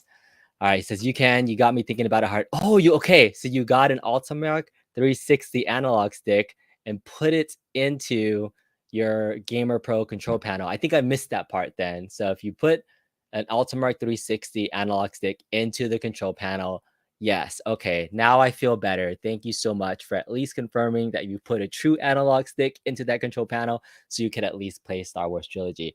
Kudos to you, man. So I hope your front end or whatever you're using is good enough to navigate to that, because if it's not Star Wars theme, got to talk about that as well. Got to talk about that. You wish you had the patience. It's like having a Double Dragon arcade, but no Double Dragon game on it. It has the game on it, but it just wouldn't have been able to play as well with the analog stick. All right. I know it just says Facebook user, but appreciate that. All right, thanks, Angela. You made my heart a little bit happier that you finally at least addressed that issue. It's all about the controls, playing it the right way. All right, so I have all of my little mounts on here, and so now it's zip tie time. Zip tie city. Everybody knows zip ties are the key to a modder's utility. I like these little tiny zip ties. I just put a bunch of them here. Start wiring things down. The first thing I wire down just to get them out of the way are these stock buttons here. That way I can just clean them up, get them out of the way. And then if they're a little bit loose and there's little excess stuff, I just kind of tie it together. But these zip ties make things super clean. It's one of the reasons, especially if I'm shipping this to clients, I always want to make sure my work looks nice and clean. Zip tied down, that comes that way. And then this one, if this is up here like this, then I'll just kind of fold this back this way, and then I'll just fold it back that way too. So this is one way that you can kind of cleanly tie off your zip ties. And normally I would be testing this along the way and making sure this all works. But I'm pretty confident in my work. So I'll probably test it at the very end. Once I get everything down, then we can go there. Have a happy 4th. Thanks, Angela. Happy 4th of July weekend, everybody. Hope you guys have some good barbecue plans. Let me know in the chat if you are planning some amazing food items. I'm actually getting hungry. I'm actually been talking a lot, and I haven't been eating or drinking anything. So I might need to go grab myself a beverage. Might need to grab myself. It's only 2 o'clock. I have no plans the rest of the day. I think Mrs. Kong's Arrest is going to come back, and we might be doing a live show together later today, but I don't know. I might be YouTubed out for today. But if you want to see Mrs. Kong's Arrest and I do a show, let me know. Happy to oblige if she's willing. We don't have any other major plans for today. And I have a little bit of work to do tomorrow, but then I'm off the 4th of July. So my goal is to finish all these panels and PC commissions and things by Tuesday, because I have to move shit out of my arcade. And the main reason I have to move shit out of my arcade is because Wednesday, for folks that weren't here at the beginning of the stream, I got notification that my Godzilla pinball that I've been waiting for 10 months already since I ordered it last year in August, almost 11 months now. I think it's 11 months now, is finally coming. It's coming next Wednesday. Godzilla Premium will finally be mine. The #1 pinball machine of all time is coming home. And the place that I'm sitting at right now is exactly where it's going to have to be. I have no place to be able to put this anywhere, and it has to go here soon. So I have to finish all these commissions, get them out of the house, make space, clean up the area, and then I can have another pinball machine in my house, which I don't know what I'm doing. I feel like I just got myself into a big thing of poo, because I have all these ideas about what I want my arcade to be, and then I end up doing stuff, and I got no plans for what I'm doing. Simot the Centatina's here. What's up, my man? Man, this has got some pork chops, marinating for the 4th. That sounds awesome. Chris, you got to let me know. CMART stands for Chris. You are one of the few people when I used to have people on for their game room tours, and you used to talk a lot about lighting, and you had Govee lights in your place, and like you did a lot of cool lighting things as well. So you got to let me know, man. If you want to come hop onto a quick stream and you have a minute, I'd love to hear about your latest game room setup. Do you still have all the Govee lights? Because I think I finally starting to want to put more lights in my arcade. And one of the things that I did that was pretty cool. Where is it? I need. Where is my thing? I'm looking for a controller. Nope, nope, nope, nope, nope, nope, nope. Yes. Okay. All right. So just for a minute, CMOT this entertainer, I put together right above here a cool Kong to Us sign. Yeah, isn't that great? This is from Arcade Mountain sent this to me, and Laramie, and then I custom put some LEDs inside of it so it can light up, and I can have it change colors, so I can fade it to different things. I think that's pretty cool. And then right now I have like these lights that are here that change blue and pink colors too. So I'm thinking about lighting now in my arcade and what else I can do. So you're one of the guys that I want to talk to about lighting. So let me know, my man. But that's my Kong the Rest sign into my arcade, looking pretty spiffy. Let me know, man. Let me know if you're still here. All right. Okay, Facebook user says, "Oh man, you've turned into a pinhead. Star Wars is beautifier. Foo Fighters is a few days okay, and now Godzilla. Who is this? It is. Ba-dum-bum-bum-bum. Let's see. I wonder. Stu Bailey. Stu Bailey's here. All right. Facebook Market. What's the best way to post cats for sale? Is that what you guys are talking about? Okay, you guys are in the chat right there talking. What's the best way to post caps or so? Yeah, you can post them in the Facebook group if you want to. Marketplace is probably a great place to sell. Add that or offer up. So that's another thing you can do. Hey, 199 super chat from Ezekiel, the Chicago Retro Ranger. What's up, B? I appreciate that so much, man. I think meeting you last year was one of the highlights, actually, to meet, fans in this home arcade space. Fan, I would say, like just a community member. But it was great. Thank you for the super chat. I really appreciate that. I know you support a lot of the guys, and thank you for the awesome Arcade1Up swag, the sweater, the hat, the hoodie. I still have the hat. But the hoodie, I don't think I ever told you this, Ezekiel. But if you know, Mystery Encoder, was a fan of wanting an Arcade1Up hoodie. Like he was originally saying to John D every other stream that he was on, like, John D, where's my hoodie? I helped NBC too, blah, blah, blah. Like he kept saying he wanted a hoodie. And so I thought about it and I was like, this is a really awesome Arcade1Up hoodie that you got me. But I actually ended up shipping your Arcade1Up hoodie that you gave to me to Mystery Encoder. So he has your Arcade1Up hoodie because he's wanted a hoodie for a long time. So eventually I was like, hey, give me that hoodie. And so I got him a hoodie. So that's that. So appreciate that. All right, time to get full-fledged arcade. Angela was talking to Stu, says you have 2 unfinished cabs that you want to sell, clear out space in your arcade. One is complete, but you broke a piece of wood, selling power strips, so you need to alert it to stable. Yeah, Stu, if this is you, I would post it up in Marketplace or offer up would be the best places. See my descent to say says freaking rad. You're getting more store supplies for the 4th. That's awesome. Cool. King Creole is here. Says, what's up? Angela says you switched to YouTube so you can see. Oh, thank you. I appreciate that. I know that you're still here. So, Casey, you actually got some new Gobi items coming this week. Yeah, man. When you get them all installed and you want to come on and do another lighting show, let's get you on, man. I'd love to have you come back. C-Mart this Entertainer has a good arcade. I love it. King Crow, happy Sunday. So I have some news, King Crow. King Crow is one of the people that was interested in potentially purchasing my At Games Legends pinball machine, the one that broke and fell on top of my wife's head. I'm sorry, Mrs. Congress. But I have fixed it. I fixed the backboard. I have reinforced it. I glued the pieces that broke back onto it using C-clamps. It looks physically fantastic. The only problem is I think I might have busted my VIBS board. So the EDP cables got torn out from the VIBS board. And so when I tried reattaching them, the VIBS board on the screen, I can't get the DMD to work. So I actually glad that Ad Games has a NOD summer sale going on for folks that are interested in NOD National Owners Game sales. Head over to adgames.com and you can get $5 off your freaking VIBS board, which I don't know why that piece of thing is still 45 to 50 bucks. It's stupid expensive. So I bought a replacement VIBS board so I can see if I can fix it in the DNB. So I'll let you know. I'll let you know. Gotta run. Thanks for coming out and hanging out for a little bit. Vegas Arcade fan and CMart says will do. All right, let's get back into wiring this back into here.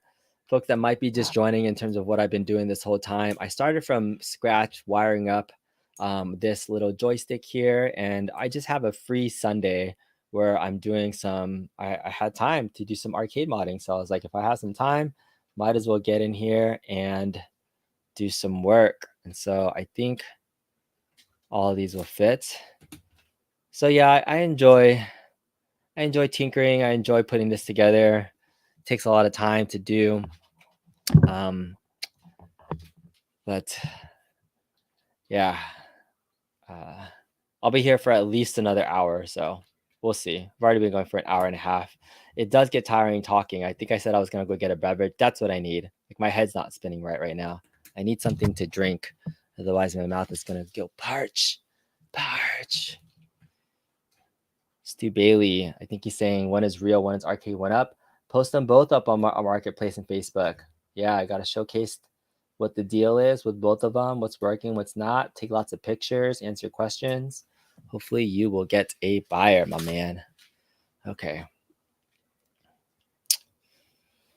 All right, so these are just standard, I say HAP style button or encoder wires because they're a little bit thicker. I think it's 0.187 inches.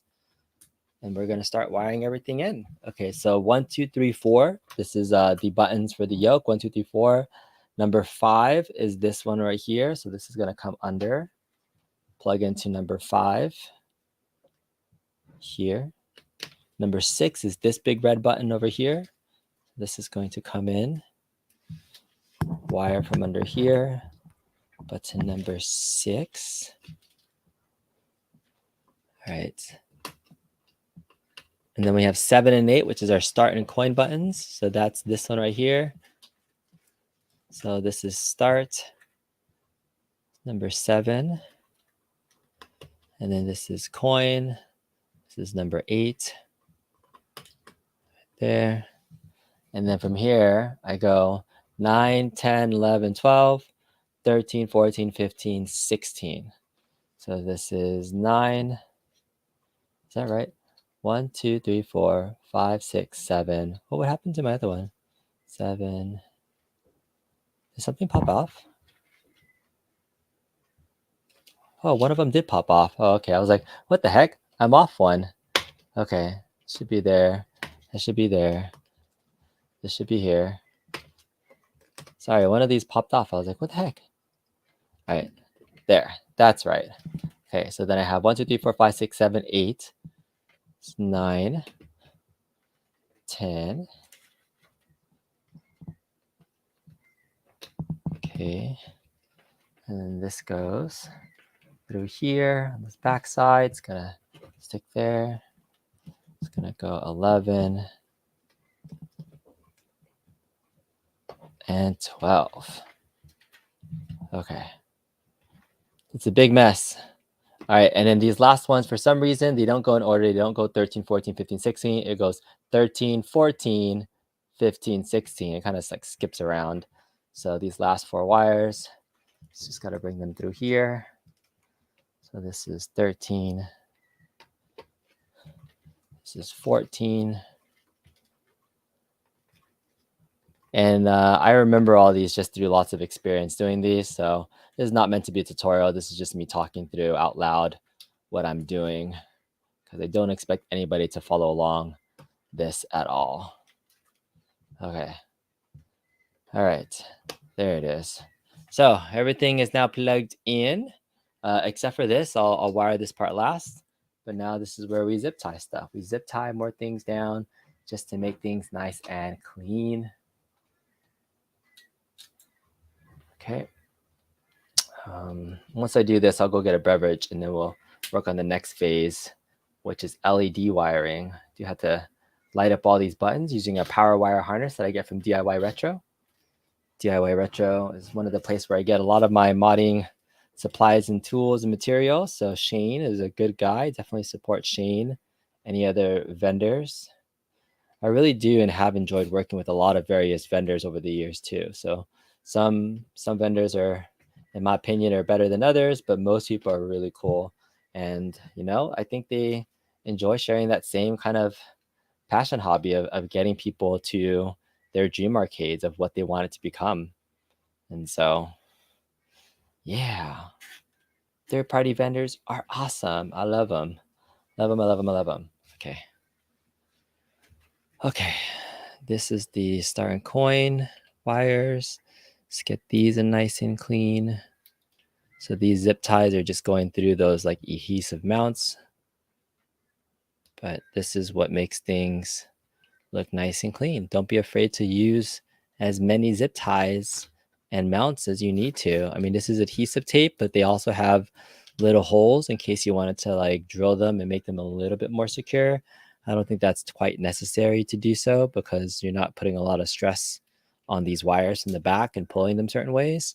But there are some wires that I do need to focus in on, and that's the power wire harness. There's a power wire harness that I custom make as well that goes into the back of this, and so that's the other thing that I've kind of like, I feel like I've done a lot of work on is trying to find a solution to get everything powered up and is in one button as easy as possible.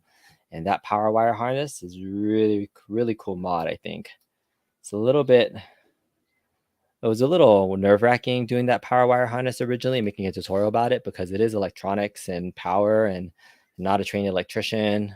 You don't know everything about everything. So I say that with fair warning, do most of this stuff with kind of that in mind.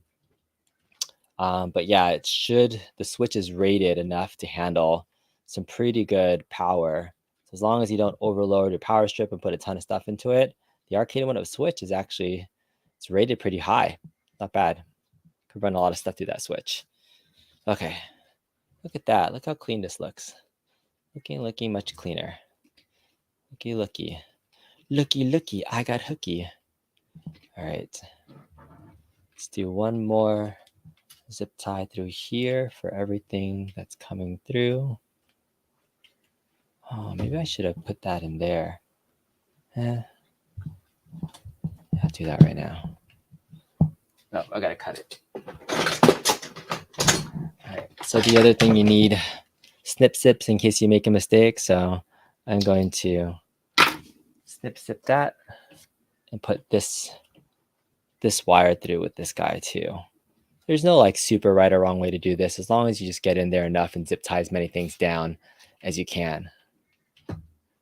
All right. Andy's Game Room says you've gotten so much from DIY Retro Arcade.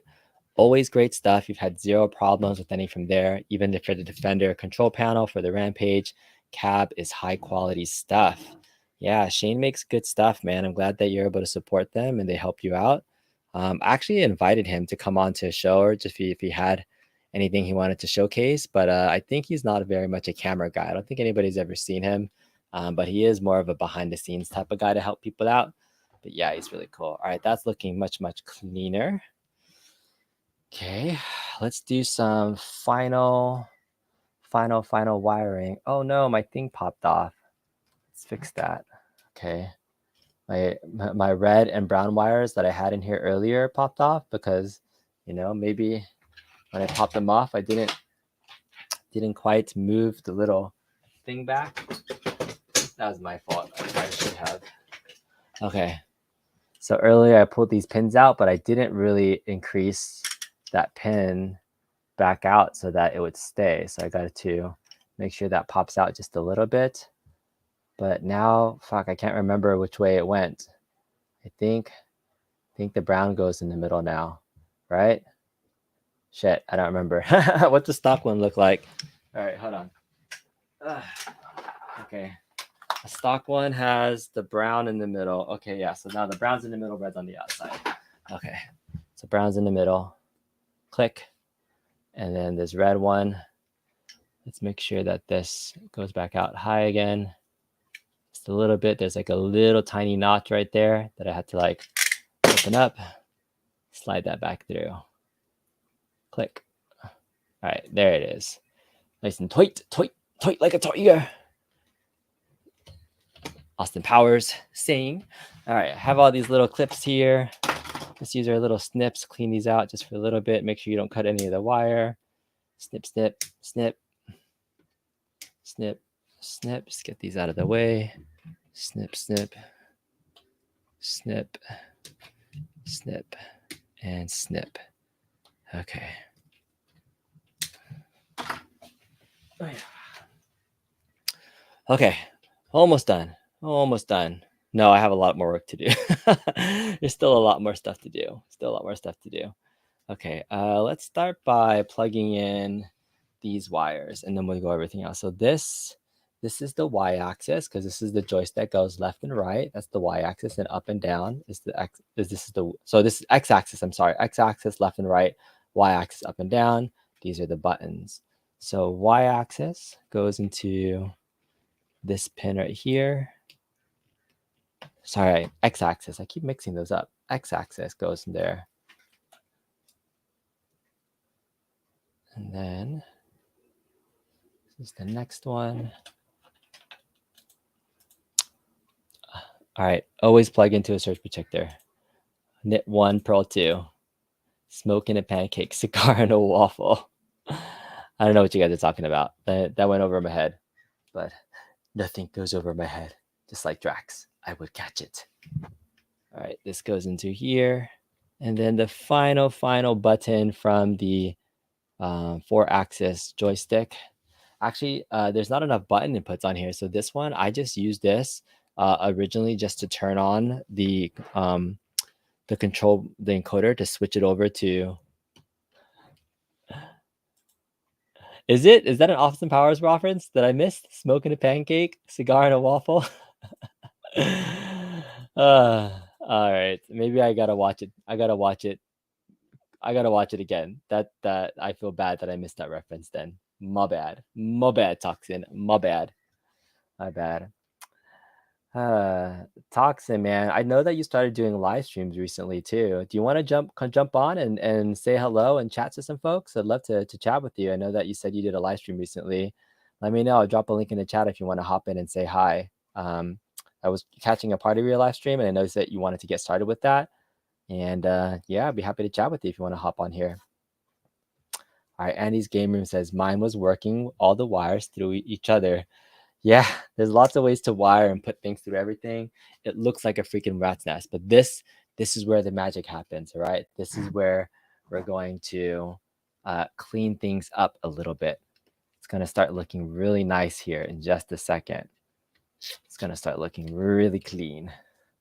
Really clean, or like my buddy Bobby Boo says, clean like a mother.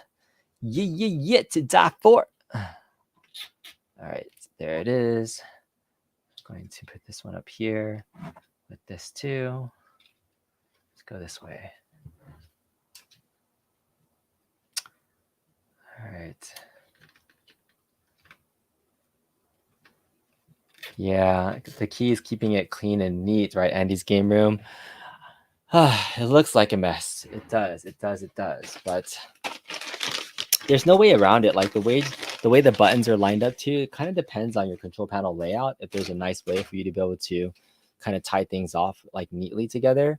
Sometimes there isn't a nice way to do it, and you just have to kind of hodgepodge it until you get through. So the problem is depending on the length, because sometimes it's better to have longer length that you can cut off versus a shorter length that isn't long enough, right? And so that when you have excess length, that's okay. You just have to find creative ways to tie them off so it looks a little bit cleaner than normal. Let's see. Let's move this one through and put this one through here like this. Okay. So like here's an example where everything's kind of tied off. So one thing I might do is I might just tie this off like this so then it looks clean, or I can fold it back over. I would pinch these two together too. So that might be something I could do. So let me do that. I'm just going to take this. And sometimes I do these all a little bit differently, right? Like every single one of my mods, like there's a different length wire. I kind of have different sizes here and there. So oftentimes my wiring, while similar, is never done the exact same way twice. Just kind of whatever works for this way that's been wired and cleaned up. Okay, so I'm getting to these blue wires that are a little bit extra right here. lots of extra blue wire. I kind of want to pull it out, make sure there's nothing kind of loose and hanging. So these come out this way. Got some extra space there. All right, so these are going to come up here like that. Okay, so this is how much extra space I have for the blue and white wires. All right, clean. All right, and then the blue wires. Let's like tuck all these blue wires back down. Oops, sorry. That was me hitting the camera. Sorry, this is bad, terrible YouTube because nobody's dumb enough to do live modding like this. My other disclaimer. Okay. Snip, snip, snip. I don't know how many zip ties I've already used in here, but it's probably at least 15 to 20, if not more. Okay. Let's get these blue and white wires down here so they look kind of clean this way. Get a zip tie in here. There. Okay. And then we'll zip tie these down together too. This way. That's much cleaner. And I have a little nub here. If I wanted to, I can just tie that one back down too, to the bottom. This little extra nub, just so that it's not sticking out too much. Just tie it to itself. Should be pretty nice and clean and easy to do. All right. Normally, I would recommend people like testing out all their wiring first before they do this, but yeah, we're gonna chance it. Okay. Snip, snip, snip. Okay. And then lastly, let's do this one together. We'll just tie this whole thing together, just like this. So it's not loose. No loosey-goosey here. Okay. 1, 2, 3. All right. I think that looks much better, right? I mean, the whole point is just that you don't have any loose wires hanging out anywhere. So I know that like still looks a little bit messy, but I mean, for the goal standpoint, everything is plugged in very neatly. There's nothing that's loose that can snag on stuff right there. Probably add a couple more ties to this part right here if I wanted to.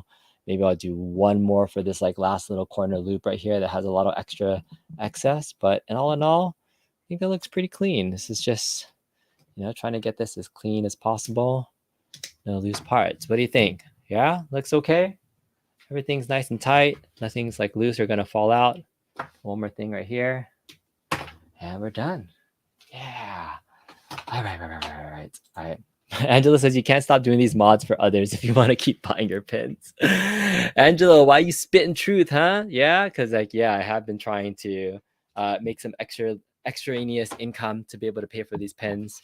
I think I do have to evolve my model though, because my main issue is this encoder that's no longer available. I have been thinking about some other ways I can get creative too, by offering just full-on replacement panels that are already pre-drilled, and I already have a replacement GRS yoke. So I might do that too as another option and wire up all the buttons into 2 separate encoders. So yeah, I might do that as an option to evolve, because this takes a lot of time to do. But this is it. This is the fully modded panel. Or it's not fully modded yet. I've been working on this for 1 hour and 45 minutes, and I still only have the basic wiring done. I now have to do the LEDs. I also have to put in the USB cable, and then I also have to put in the power cable. So I'm going to do that because I have to do these for all 5 of these right now. I'm going to go take a quick break and grab a drink of water, maybe some beer or something from downstairs. And then I'm going to grab the other supplies that I need. So hang tight for a second. I'll switch back to this big screen just for a minute, and I will be right back. BRB.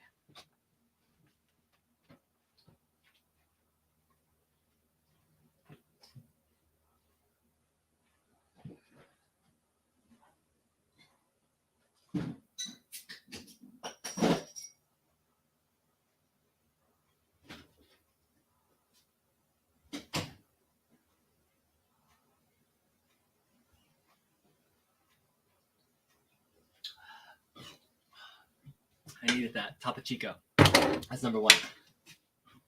All right, we need power parts, power supplies.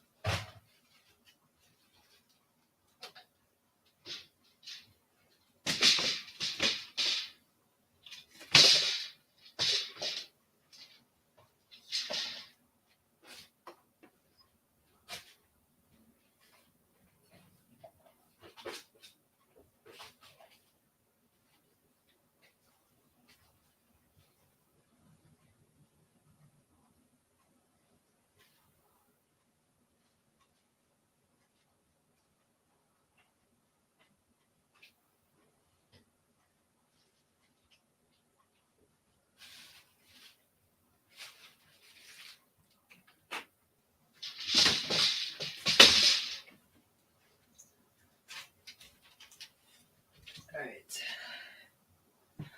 I'm back. Thanks for hanging out. For folks that were hanging out, apologies for the quick delay. I got my supplies. First off, decided not to drink alcoholic beverage, otherwise I will get very hot and red in here. So I'm drinking some fizzy water.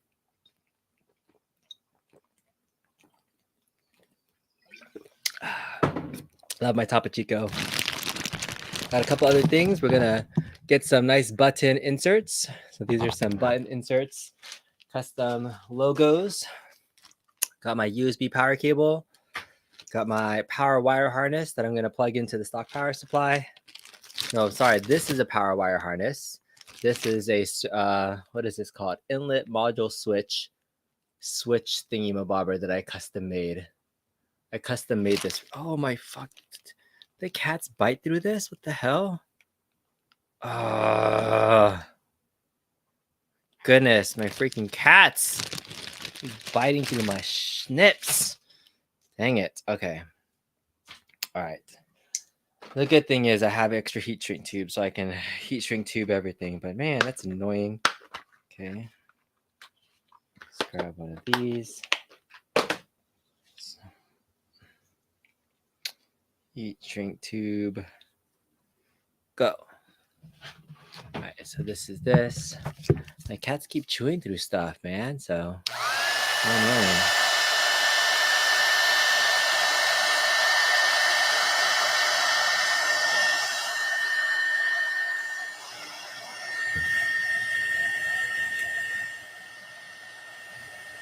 All right, double layer heat shrink tube.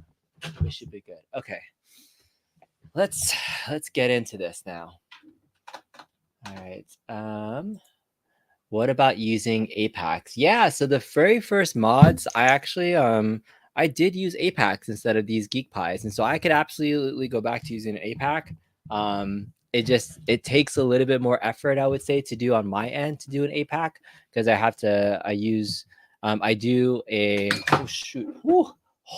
Oh, I almost dropped my drink on top of everything. That would have been bad. That would have been terrible. Whew. Okay, let me go back. So for the APAC mod, when I have an APAC up here, that was my favorite. I just used to daisy chain a ground chain into the button, and then I had to expose the wire ends here instead of having these. I would just have one table, And then I used to use fail crimping tubes. I would crimp onto them and plug them in. So, I mean, it doesn't take that much more effort. And then I plug this onto the player 2 side. So I can go back to using Apex for sure. So you're right. I could always go back to doing that. I'd say it definitely is a little bit more effort because this one is so plug and play. These are like standard encoders that I'm just plugging straight into here, and it works great. The APAC, I just have to do a little bit more effort, but I love me my APACs. They are a great tool. Okay, so here's the first thing I'm doing. I'm taking this, I think it's 14 gauge wire that I've kind of added a some of these wire connectors into it, and they plug straight into this kind of player 1 and player 2 slot. I'm gonna turn this upside down because this is how I normally do it. I want to do it this way properly. Okay, so I get this in here. And oh, why did I put it here? It's not normally where I put this. I just realized I put a little thing there, but that's not where I need it. I need this to be right next to it. A wasted one.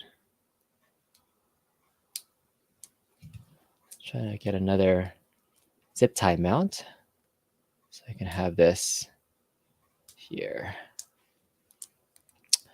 Oh, these zip tie mounts are so annoying. Come on. All right, last side.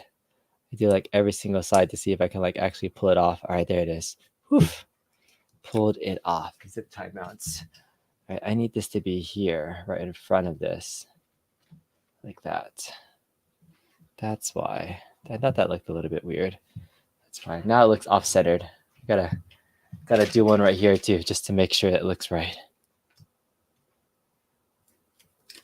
Okay, right in front of there.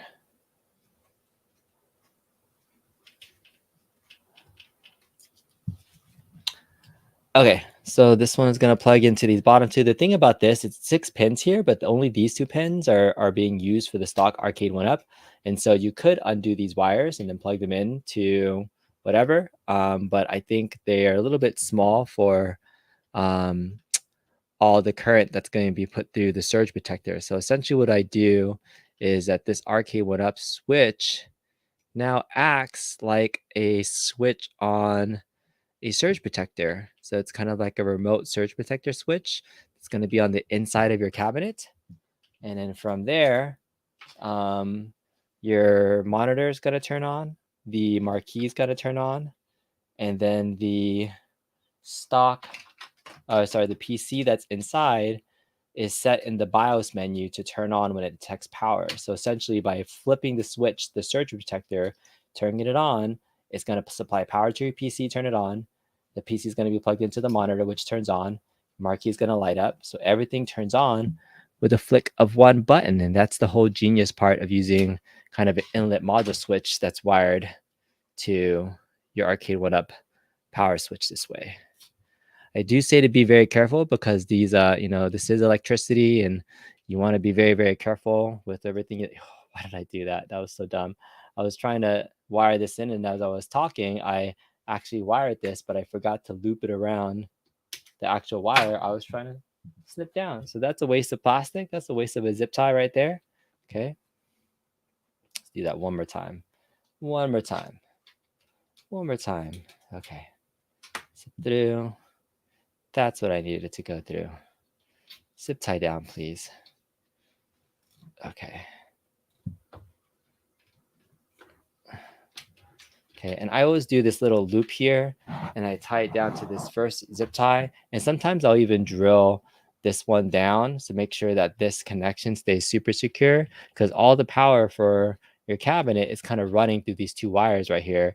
So it's very important that this stays snug and secure. You don't want this to be loose. You don't want it to be touching anything. That's why I have the heat shrink tube around it. So that's a very key component that you don't want to come loose on your cabinet moving forward. So that's fine. This can kind of tuck away. You don't really need these 2 wires anymore for anything else, but that's why I have this one zip tied down. I'm probably going to drill it and hold that down in just a second too. So let's go ahead and continue wiring this out. Normally I'll wire this up along with the USB cable and the 5-volt power wire harness out to the same cable. So there's just only one set of cables coming out of this whole thing. This comes here. Okay. Could do one there eventually too, since I already have it. And then this one's just gonna plug through right there. I need more zip ties. I've run out of zip ties. I've used too many zip ties. So many zip ties. Lots and lots of zip ties. Don't be afraid of the zip ties. Zip ties are your friend. All right.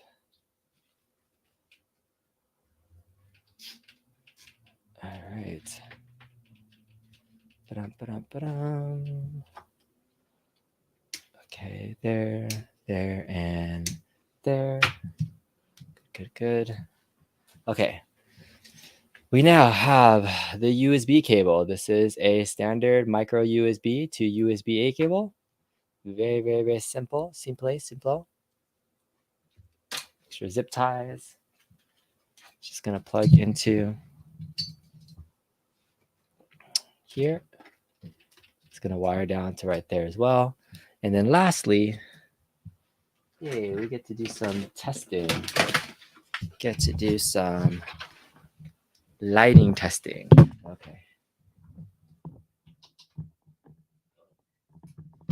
I always have a handy dandy 12-volt adapter plug available, so I can do some testing if I need to.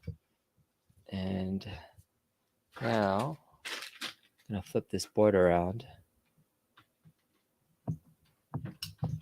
back this way. Okay. I'm gonna take this wire bolt and we're going to plug it into this power wire harness. So these power wire harness kind of daisy chains all the LEDs together, so we don't have to light them up individually. So they are daisy chained into a 12-volt barrel connector here. So these actually do light up. These LEDs light up with either 12-volt or 5-volt connection. So they're rated for both. They just get brighter with the 12-volt editions of those lighters. Okay. What's going on? Okay. All right, and then I just kind of start from this top left corner, start touching it. And so it looks like the ground black one is on that right side, and that's going to be lit up there. And the way I set my bulbs, I try to keep them all in the same direction, so that way it all matches when you put it on. So hopefully your ground will always be on the same side, and that way you don't have to like flip your wires around when you need to. Okay, let's get that down. This way? No, this way. Okay. All right, there's that. So we're just going to keep daisy chaining these. Always test them out before you flip them through. So that one's lighting up. Boop, boop, boop. That's lighting up. It'll look gorgeous on the backside in just a second. And then I have to zip tie these all down again too. Okay. So this is coming back this way.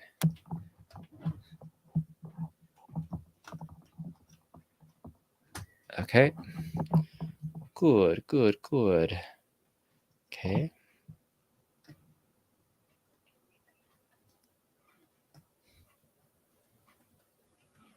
No, that's the other way around. This one, I'm gonna switch check the other way. Yeah. Switch it the other way. I want them all facing the same way. Okay, that's the green button. Green button. That's our radar scoop button. Button. Lit up. Good. Here's the next black one. So this is fun. This is just like little tedious wiring bits and things, but this part, it's pretty satisfying to see everything lit up at once. So here's a sample on the flip side where half the buttons are lit up and half the buttons are not lit up. So I mean, just so you can see the difference. Like, and I know the camera is really hard to tell because it looks all washed out. You can't really tell. But I do have some logos in here. But this looks really nice lit up in your arcade, and I really think it really helps amplify the look of your Star Wars cabinet. So it's all preference, but that's just a sample of everything looking nice and shiny. If you like it, the lights. Feel like the lights looking clean now. What's up, Jeff Walsh? I know this guy's a pinball dude. Got lots of pinball stuff and home arcades and things. What other stuff do you have in your house? I know you have a couple real pinball machines, but what home arcades do you have, Jeff? Let me know. Rich Odell is here saying looking clean. Mark Gutierrez is a new channel member. Thank you so much for joining the Congress Starcade crew. Definitely need to pay more attention to that group and give you some more exclusive perks. But I try to do post some extra behind the scenes pictures of stuff that's happening in life and some other things that are happening in the YouTube space. So I appreciate that. Thank you, Mark, for joining and becoming a member. BA is here. What's up, man? Says have a great weekend. Yeah, some things around the house. That's awesome. You are very genuine. Oh, thank you. I appreciate that. I try to hang out, have a good time, and make sure. I said this earlier today too, that I still not. It's still don't consider myself a YouTuber, even though I am, right? Like I have done YouTube content now for the last 2-3 years. And I, when I think about YouTubers, I think about people with 100,000 subs and, people that are doing this for a career and things like that. But there's many people that do this as a side hobby. And that's exactly where I'm at. All of us in the home arcade space specifically are definitely doing this as a side hobby. It's just an extension of like the stuff we're interested in, and so that's been really fun. So I appreciate comments like that because it helps me kind of stay grounded on like what I try to be with my content, which is genuine to just being a community member and helping out where I can, doing stuff to support the greater good of the community. Boy, boy, boy, boy. Okay, I do need to think about some more evergreen tutorials and content too, because I always think that is like one of the best ways to stay relevant. And like I was saying, even my most popular video ever on YouTube has nothing to do with home arcades. It's actually my Fightcade tutorial video. So maybe more people want to see that and like how simple I was able to break down something like that. So I think I was planning on doing like a series of how-tos, set up certain things that I feel like might be a little bit more difficult for people in the emulation space. I think one of the first ones I wanted to explore was setting up Sega Model 3, so that people could play Star Wars Trilogy. I think that would be relevant for people that want to see that. I think that's always a little bit of a conundrum on how to get Model 3 set up because it's not as straightforward as you think. And then Model 2 is a great system too. So Sega Model 2 would be another good one. There's already tutorials doing that, but I want to get my spin on it. So I think that's something that I'll do. All right, and this is the last one. Technoparrot is another big one that I'll probably dive more into, but never really got into the whole Technoparrot library because there's so many different types of games with different control schemes that one's hard to do a general one for. All right. Looking good. Thank you, Mark Gutierrez. Appreciate you joining. Jeff Walsh says he has Godzilla Premium, a Jurassic Park Premium, a Revenge from Mars, and you have Arcade1Up pins. You have I Arcade, Marvel with a pie in it, and the MBC2. It's a good list, man. 1-ups were the gateway to getting real pins. Was it? Oh, I thought you've always been in it. So you started with the 1-up pins, and then you moved up and got your 3 pinball machines, Godzilla, JP, and Revenge from Mars. It's a good lineup, man. I like that. When I first thought about getting my first real pinball machine too, like Jurassic Park was one of the ones I had considered. And because I heard about how good it was, I think at the time when I was looking at rankings 2-3 years ago, it was like, I think it was like the number 2 pinball machine like that was out there before Godzilla came out. It was like ranked really high, and it still is, I think, top 5. Maybe it's like number 4 right now on Pinside Top 100. But every time I've played Jurassic Park, for some reason, like I just can't get into it. Like I don't know what it is about that game, and like maybe it's just me not ever having like a good game where I felt like I actually hit a lot of targets and got it through. And people are saying it's such a great game, it's so deep. But even the play field and things, it was hard for me to get into it. So yeah, I've never fallen in love with Jurassic Park the way that many others have. And I think that's the thing about games, that it's very subjective in terms of what people like. There's some consensus for things, but like, even the best rated pinball machine can still have, maybe not be the right for some people. And I feel that way about Jurassic Park. It never really stuck with me for some reason. But yeah, that's one that maybe I should give more time to think about playing a little bit more. Jeff says the moving Roxy head in the movie code changes it completely. Oh, interesting. The moving Roxy head, is that the Rex T-Rex head? Game mode changes it. Maybe that's what you're saying.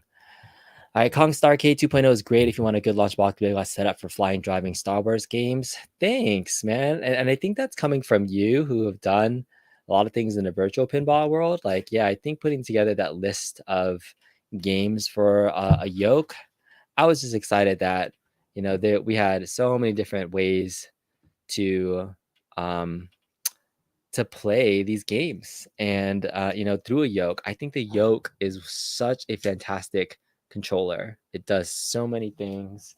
It's If there's like a one controller scheme that you could have in your collection to add that can do all those things, a yoke can do so much.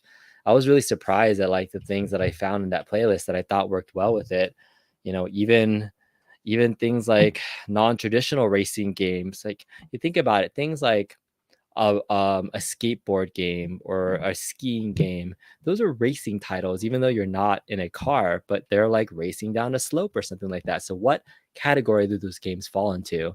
But I was like, oh, you can play Wave Race Dash or something like that, or something else. So there's all these different things you can do from a racing standpoint, and I just threw them on there. Another one of my favorites that I added into that Starcade playlist was Monkey Ball. I really like playing Monkey Ball on the GameCube with this controller, because you're kind of like teetering the ball and maneuvering it. It almost feels like something that you would be using if you could really control a giant ball with the yoke or a controller. It might look like a yoke, I feel like. So I think that was pretty fun to add into that game. All right, so let's tie that down. That looks good here. All right, Richodello says, B, you're the only one that's done the Fightcade video, or does it still apply, or has there been updates to the JSON script? You've only done the one Fightcade video. Yeah, I have only done one Fightcade video. I was thinking, because that Fightcade video I made in January of last year, of 2022, and it said Fightcade 2022 installation guide, and people still watch it. I still get a couple of thousand views on that video a month. Not much has changed. I think the scripts originally did get taken down once, but he found a new server, and the link that I have in there just points to the website, and the website that he has actually has the new links there. So everything is still relevant and works. I think the user interface of Fightcade might look slightly different now, and I think they might have changed it where you don't need to register ahead of time on the website and then sign into Fightcade. That you can create an account directly through the Fightcade user interface itself. So that might be the only change and difference. So it might be worth doing another Fightcade update video. And so just so I could say that I have an updated video on it. So yeah, that might be something that I do. I don't know when it'll be relevant. If it'll be relevant, maybe right before Evo and people are trying to play something. But yeah, that was a good video, and it really just opened up. For some reason, like I made that originally for Kyodaiken. That guy wanted to challenge me, Marvel vs. Capcom, but I didn't expect it to take off. I didn't expect it to really do as well as it did. But people love playing their games, and I think it is one of the best user interfaces for online gameplay. Being able to see each other's pings, be able to get into different lobbies, you can chat. It's just not great from a arcade front end. On a PC, it works fine because you can use your mouse to navigate anything. But if that was in an arcade, it would be hard to navigate that interface using like a joystick and a button. Okay, I think the backside is done. I think the backside is now all done. Everything's been wired in. I need to do that. All the LEDs are on here. The last thing I'll do is just slap a sticker on here. Man, that was 2 hours of talking to be able to finish one freaking control panel. I have 4 more of these to go. Look at that. Oh, look at that. Beautiful, huh? Looking really nice. Very clean. Very clean. Very, very, very good. Yeah. Okay. All right. So now I got to test it. I got to make sure that this works. Okay, let's plug it in. Plug it into the PC and see and make sure that this thing actually even works. That's probably a smart thing to do at this point in time. Oh yeah. All right. The T-Rex in park is called Roxanne, and a special sauce code with movie clips and callouts. See, that would be somebody who's an actual fan of the game and stuff. That would know that stuff. Good job. Just want to see really quickly if it's this here. So I'm just gonna wipe this clean real fast. See if that helps out with the blurry fuzziness. Maybe it's just due to a dirty lens and not cleaning my 922. Does that look nice and clean now? That looks a little bit cleaner. Okay, there it is. That's the control panel, all nice and lit. Very clean. All right, so let's plug it into the PC now and see what we got. Let's see if we can get this plugged in, share some screen. FYI, the 90s Sega Jurassic Park pin is fun. You haven't played the Stern, so maybe it's Stern's versions. Pins are similar, but some just aren't fun. Yeah, you're right. Every pinball has its own like feel and gameplay, and I really only started appreciating it once I started getting competitive. Once I started getting competitive and wanted to beat other people, that's what made me want to learn pinball. Because before I was just in panic flip survival mode most of the time, just trying to see if I can stay afloat as long as I can. I wasn't really aiming for stuff, trying to progress and get more scores. But in order to compete, you got to be able to, whatchamacallit, compete against others. Okay, let's do that. Let's plug into this over here.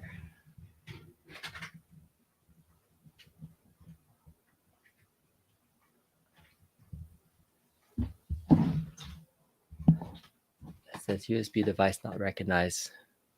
That's not good. Okay. Joystick. SB. Oh. That not work. Let's unplug it and plug it back in.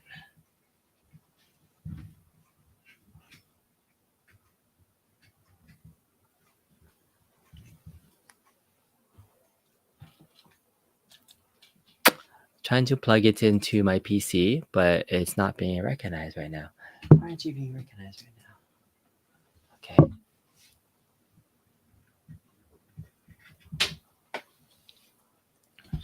Let's see here.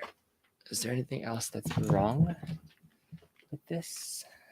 Let's try it one more time. And maybe for the rest of this, I'll just do this offline.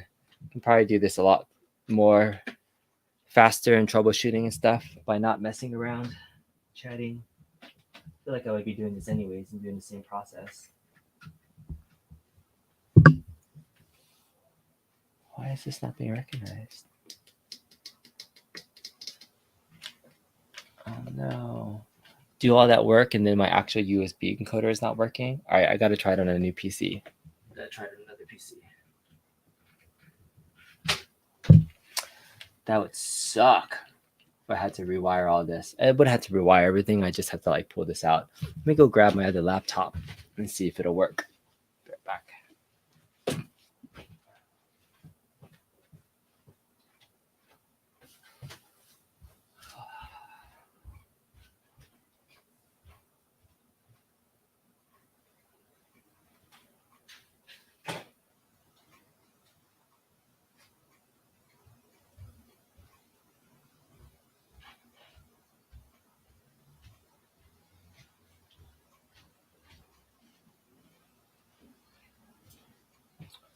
Okay. So getting my other laptop, I just want to check the control connectivity, and then I will check to see. Maybe we can do some test gameplay and you guys can see this in action. That would be a good goal. Okay.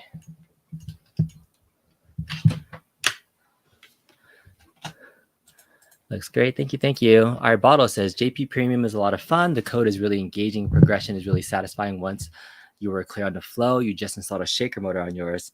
See, I think that's what people say. They say it's a great game. I gotta give it more time. I just couldn't get, for some reason, I couldn't get into it. All right. Stern's JP is an unforgiving game compared to Godzilla. You put in 10 balls and it's better for casual play and practice.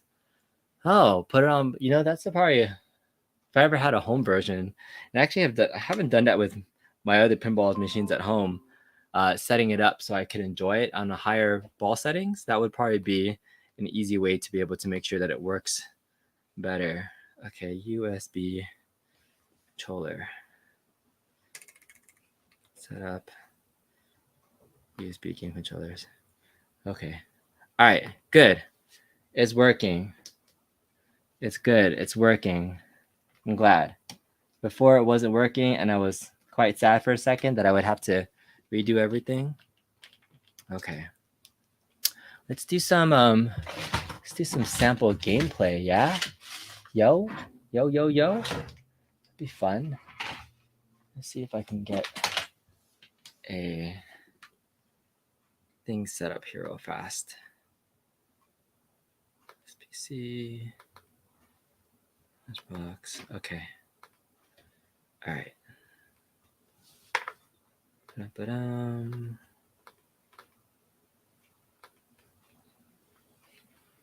Give me 1 second.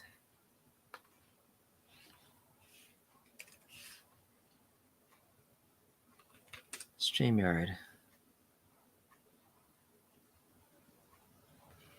All right, let's do this through Capture. Should I do this through Capture? Be the easiest way to do this. All right.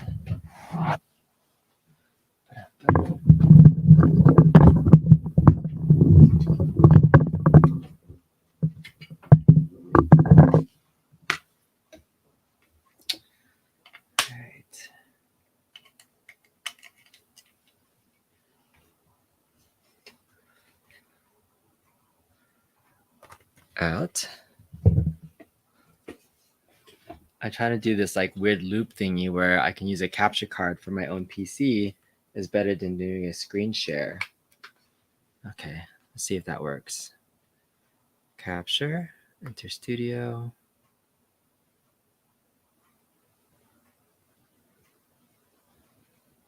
Yeah, it worked. Okay, cool.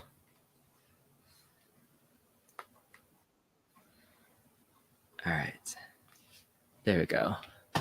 That was fun. JP for life. Oh man, we're gonna have some fighting words. So Console Kits is here saying JP for life. I was telling folks earlier about how like I could not get into the Jurassic Park pinball machine. Like for some reason, like out of all the top ones, I've enjoyed everything else, but for that one, for some reason, can't get into it. So we might have to have some discussions on, why JP is so good. Does it deserve its top 5 ranking and rating? Does it? Does it really?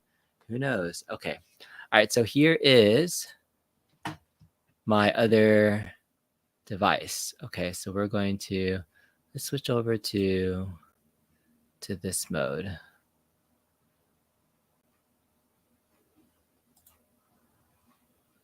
Okay. There. Now we're going to have to edit this real fast. Let's move this over here.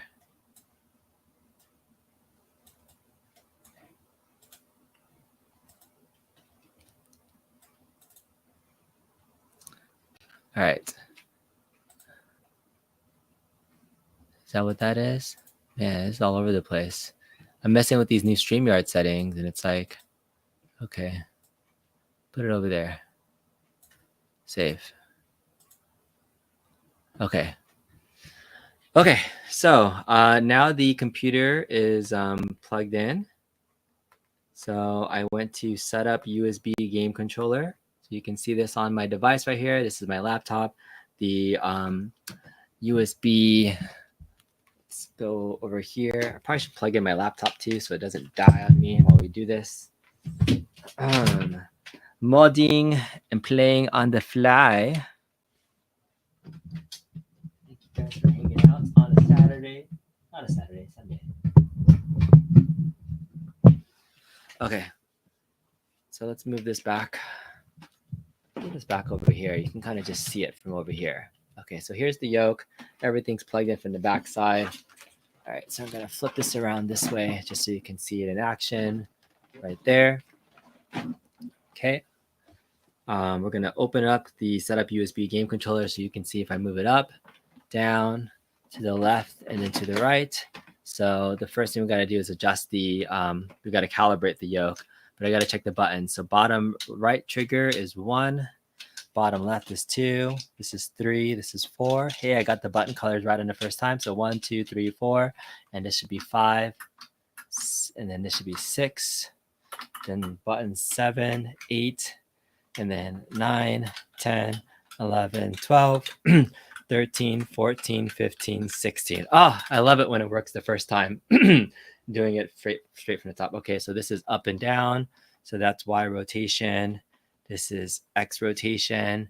This is Z rotation. So X, Y, Z. And then my volume switch should be down, up. So my Z axis is my volume button. I have my volume switch is going down, and that's going all the way up. So yeah, I'm pretty much using all 16 buttons.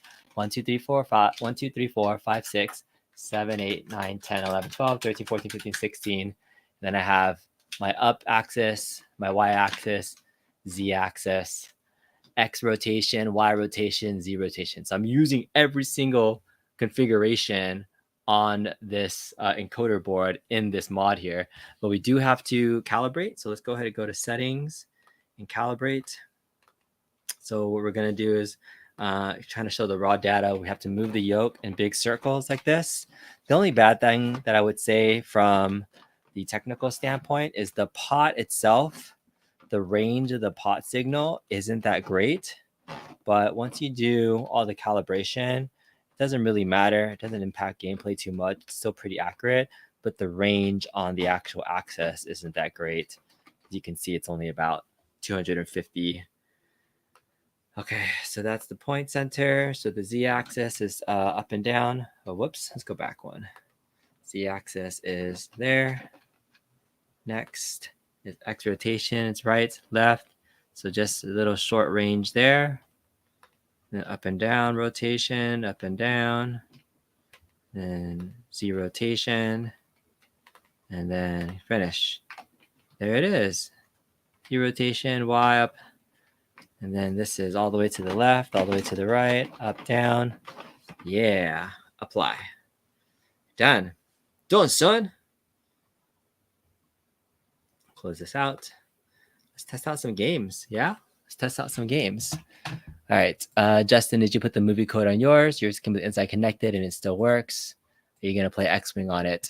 I can play, let's see, I don't think I have an X-Wing specific game on it. But let's go to a Launchbox setup. Pretty sure. Does this have everything in it? Okay. Let's just go to Launchbox.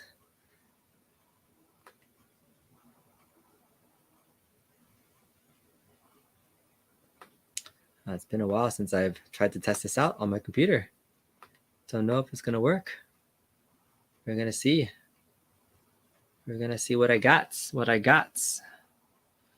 Okay, I need to grab a license so I can use Big Box. I might be able to demo this real fast. So there's my setup. I think everything was set up on here. How did I not install that? Yes, download it. .NET.Core. Updates 11.9. Is it not going?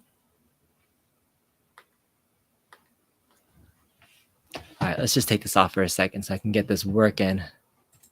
X-Wing on an old TIE Fighter PC used to live on those 90 games. Yeah, I don't have a lot of Sims on here. I wanted to kind of stick it more towards the arcade games. That would be the biggest thing that I would really focus in on. The Lyle's Adventures today is here. He says, the first time is joining live. You often find myself watching your stuff while driving. Thanks so much, man. I appreciate you joining in live. This is kind of an impromptu of times of when I would do a live stream, but I had a free Sunday afternoon. I was like, I'm going to mod a bunch of crap that I have in my house. And so just all projects that I've been working on for the last 2 hours or so. I'm right now trying to focus to see if I can do some final testing because I want to demo some of the gameplay that you can use with the yoke. I mean, what's the fun of doing all this modding if you can't see it in action live playing the games that you want to play? Star Wars Trilogy, Star Wars Battle Pod, Daytona, all those goodies can be done with this mod and more if you can freaking get it working. And now the last thing I don't have working is my actual PC playlist. So give me a second. I'm gonna look for a quick thing. That's not what I'm looking for. That's not what I'm looking for. Where would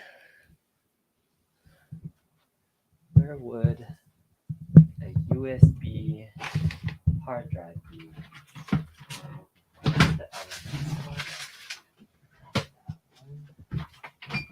Ah, there it is. That's what I'm looking for. Okay. Apologize for random body shots. Shots. Okay. Sit back here. Oh, I can't believe like in a couple of days I have to get back to clearing this whole thing out. You hope one of these is for you? Who is this? This is a Facebook user. It could very well be for you. Yeah, if you are one of our folks that are watching on Facebook. Yeah, I've been working on control panels. Apologies for the delay. It's been a while and it's taken me, I finally have a couple of days to work on these. So let's see who that was. It's Kuchana. Yeah, absolutely, man. It is. One of these is definitely for you. This one isn't yours specifically, but I have all the ones in the back I'm working on. Just doing some live modding, trying to get a lot of these done the last couple of days. But yes, you soon, my friend. These will be ready, but I'm just doing some final testing and wanted to demo some of the gameplay that can be done. That's my like next goal is I just plugged everything in, finish up this panel right here. Want to get it working and do some demo gameplay so that you guys can see it in action is the goal. Okay. Let's see other programs. Let's get this here. That there. Okay.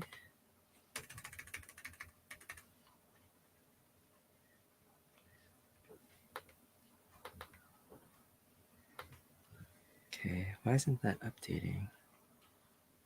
It's so weird.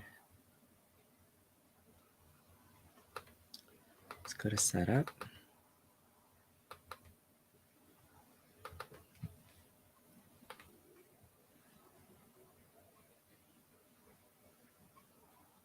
Oh, I wonder if I've ever done like a setup on this device. Huh. Okay. Let's do that. One of the things that you have to do in order to set up everything is to install some basic files like DirectX. You have to do some Visual C+ runtimes and things to get things working. So I don't know if I ever set up my laptop with all this stuff. So we're going to do that right now. Just get that all set up. So just take a minute. Once we do, we'll be ready to roll. Let me know if there's a certain game that you'd be interested in seeing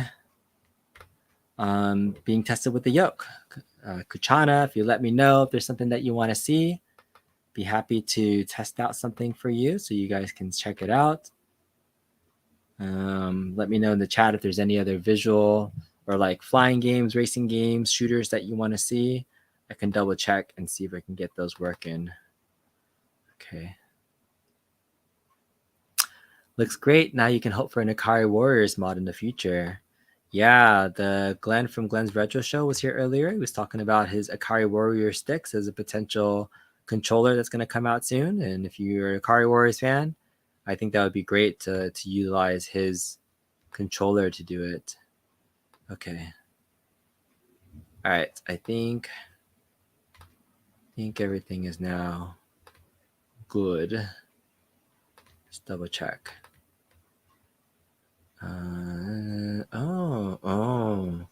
Oh. Maybe I can't do it. Let me double check. SVC, F, X. Okay. Oh, I might have to run it off a different thing. Okay. Quick change of plans. Create and partition format hard disk. Thought I had these games set up on my laptop, but apparently I do not. So I just need to change the directory of something really fast, and then we can get going. Change drive letter path. I'm going to change this to L. for now. Okay, just gonna change to F. Okay.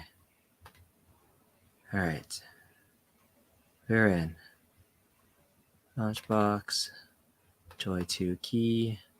Run it. All right. All right. Launchbox. Boom.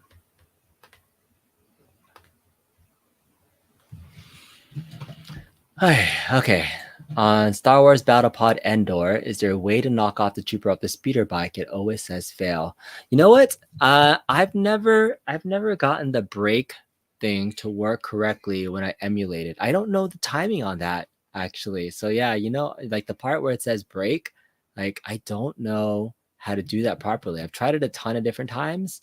And but yeah, maybe we can try that out now so people can see what you're looking at. We'll try Battlepod stage Endor and see if there's a way we can get it working. You have Star Wars Buy Stuff kit for the PC with the vertical thrustmaster pedals, but you haven't started yet. Their vertical pedal kit for Fast and Furious that you finished building last night. It's so much better.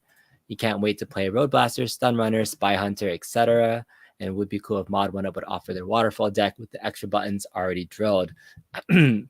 Yeah, I think they might. I actually have a partnership with 99 Lives Arcade that does a version of just the regular control panel that has pre-built stuff. But that waterfall deck, Brian English was here from Mod1Up and was talking about wanting to do a version of, a mod where you can add extra buttons. But yeah, the Buy Stuff kit is really cool. It's been a good option for folks. This one is modded with a Geek Pi encoder. So these are near extinct now, but this is the wiring that I did on the backside of the controller there. Everything is light up and lit up nice and beautiful. We're about to get set up right now quickly to do some gameplay testing so you guys can see what's up with how this work actually works. Okay, so I finally got my Launchbox build back up and running. Here is my Launchbox playlist with stuff. It is racing. Oh, this is the racing playlist. This is not the same racing playlist that I thought it would be. Ugh. It's not the playlist that I wanted. Dang it. Dang it. Dang it, dang it, dang it. Why is it? This Launchbox. Why is it this version? Dang. Okay, maybe I was testing something else. I thought I could test out the other one. But let's go back to here. Let's see this version of Launchbox if this launches. Oh, I just put the racing one on here. This is my racing, like when I was modding Outrun. This is my Outrun playlist, not my Star Wars playlist. Oh, that's disappointing. That'll take me a while to figure out real quick. I don't have my Star Wars build on anything I can play with easily. I'd have to like pull up a freaking PC or something. This is not what I wanted to do. Okay. Oh yeah. Okay, let's see. Maybe we won't do some testing. Maybe we'll do some other things instead. Would be cool if Mod1. Oh yeah, you didn't think Road Blasters was on the Buy Stuff kit. It's not. That sucks if it's not. Can you play Spy Hunter with the yoke? You have issues getting the stereo sensitivity, right? Yeah, I can do a sample real quick and see if I can get that set up using their kit with the PC encoder, not the gaming box. I think I can still run Spy Hunter on the playlist that I have currently. I just might have to remap the buttons. So let me do that then. Let me go back to Spy Hunter and do that. All right, let's do that. We're just gonna do it. I just can't play any of the Star Wars games that I wanted to do, but I'm pretty sure I still have Spy Hunter on here.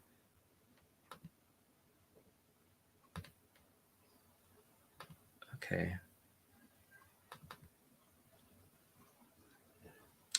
11.8. It's old.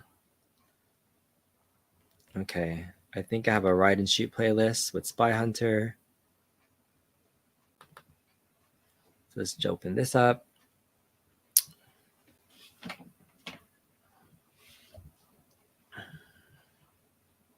Okay, so let's go into our tab settings and just make sure the gear shift 1, 2, 3, 4, 5. Think this might already be working. Let's just double check. No, coin needs to be this one. Okay. Center button, weapons van. Okay. Gear shift, left trigger, missiles, oil stick. Machine guns, button 4. All right, let's try it out. Got some coins in here.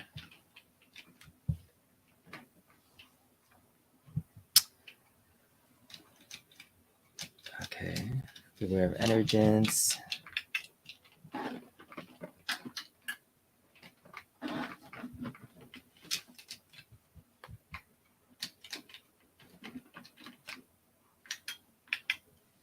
Is there a start button? Okay, those are all the things. Center button. Let me just make this. Button 5. Nope.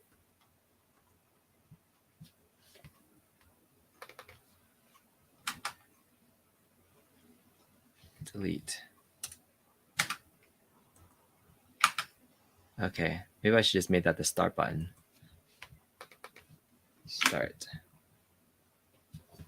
Okay.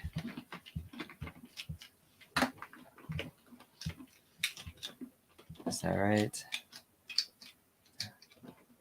Break, up, down. What do I have is, I think I set this for my outrun playlist. I gotta double check. So pedal 1. So what I want to do for pedal, I want to make this that. Yeah.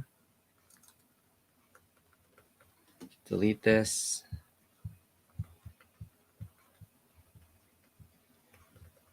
Okay. That should be right. Okay. This way. Where are my machine guns at? Machine guns. Left trigger. Missiles. Right trigger. Button 4. Should be that one. All right. Left trigger. Left button. Right button. Smoke screen. Gear shift. Let's make that gear shift. Okay, pedal settings plan. All right. Let's do it.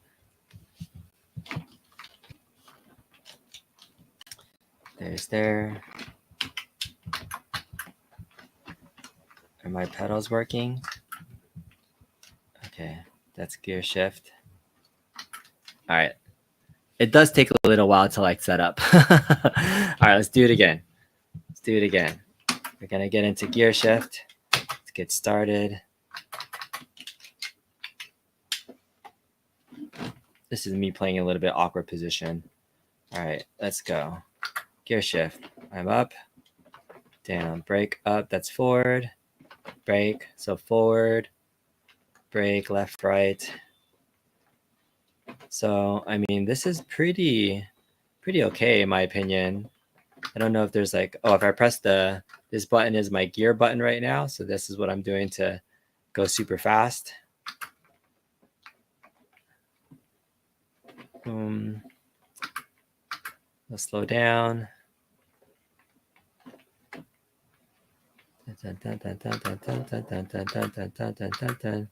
Wow. I've never been good at this game. I don't understand it actually. So, oh man, that was terrible.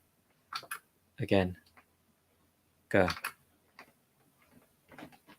But I mean, left, right, analog seems okay. I don't know, like, I've never played the original that frequently though, so I really don't know kind of even what it should be, if anything. So that's just me going really fast.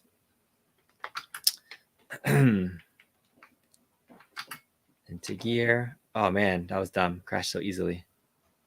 Let's go. Okay, keep going.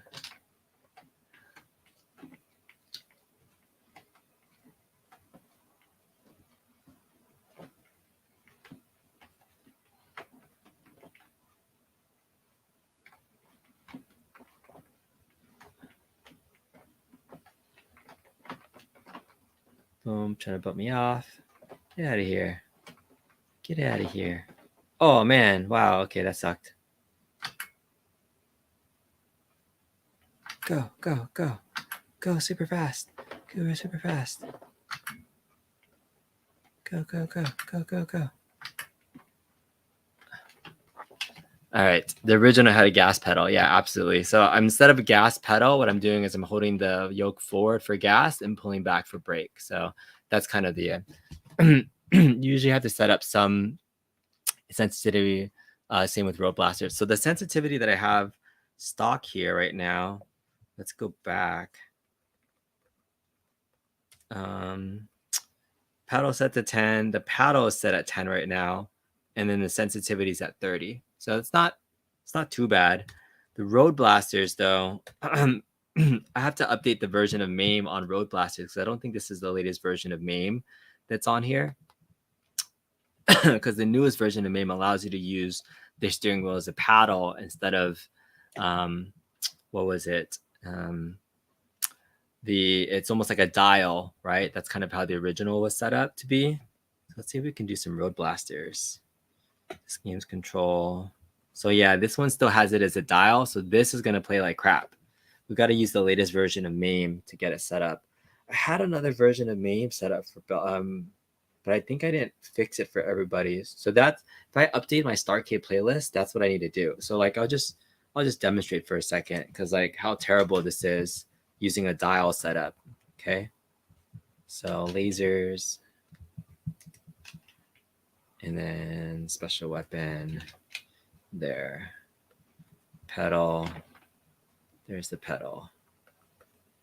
Dial. Okay. Okay. Let's play a game of Road Blasters and see how terrible this is. So right now, as a dial, this is just going all over the place. Like it's not returning to center.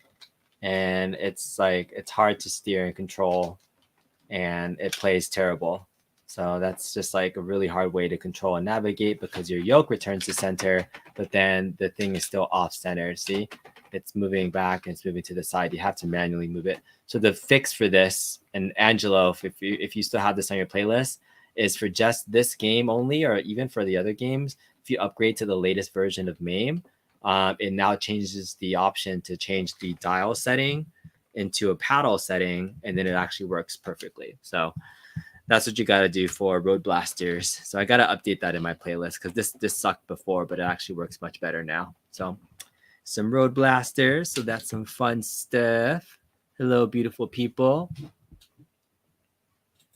Okay. All right. Star Wars and ESP should be set up in MAME if you wanted to show those. Yeah, for sure. You updated all the Starcade games to 229. You have to check if it changes that option. Yeah, check the version. I forget which version of MAME changed that setting, but that's the key thing that you're going to want to do is make sure that dial is set to paddle instead. All right, man, getting on 3 hours for streaming, but at least we demonstrated some potential games that work with this. I don't have my full playlist for the Starcade build, which I wanted to show off in just a minute, but it would take me about 30-45 minutes to set that up. So if I find myself doing this again, either tomorrow or on 4th of July weekend or the day itself, I'll probably do that too. And yeah, I might do some more demo of the gameplay just so that you guys can see it as well. But thank you all so much for joining. I'm going to take a break. I need to take a break, eat some food, recharge, and then get back to modding the rest of the panels. At least this one is done.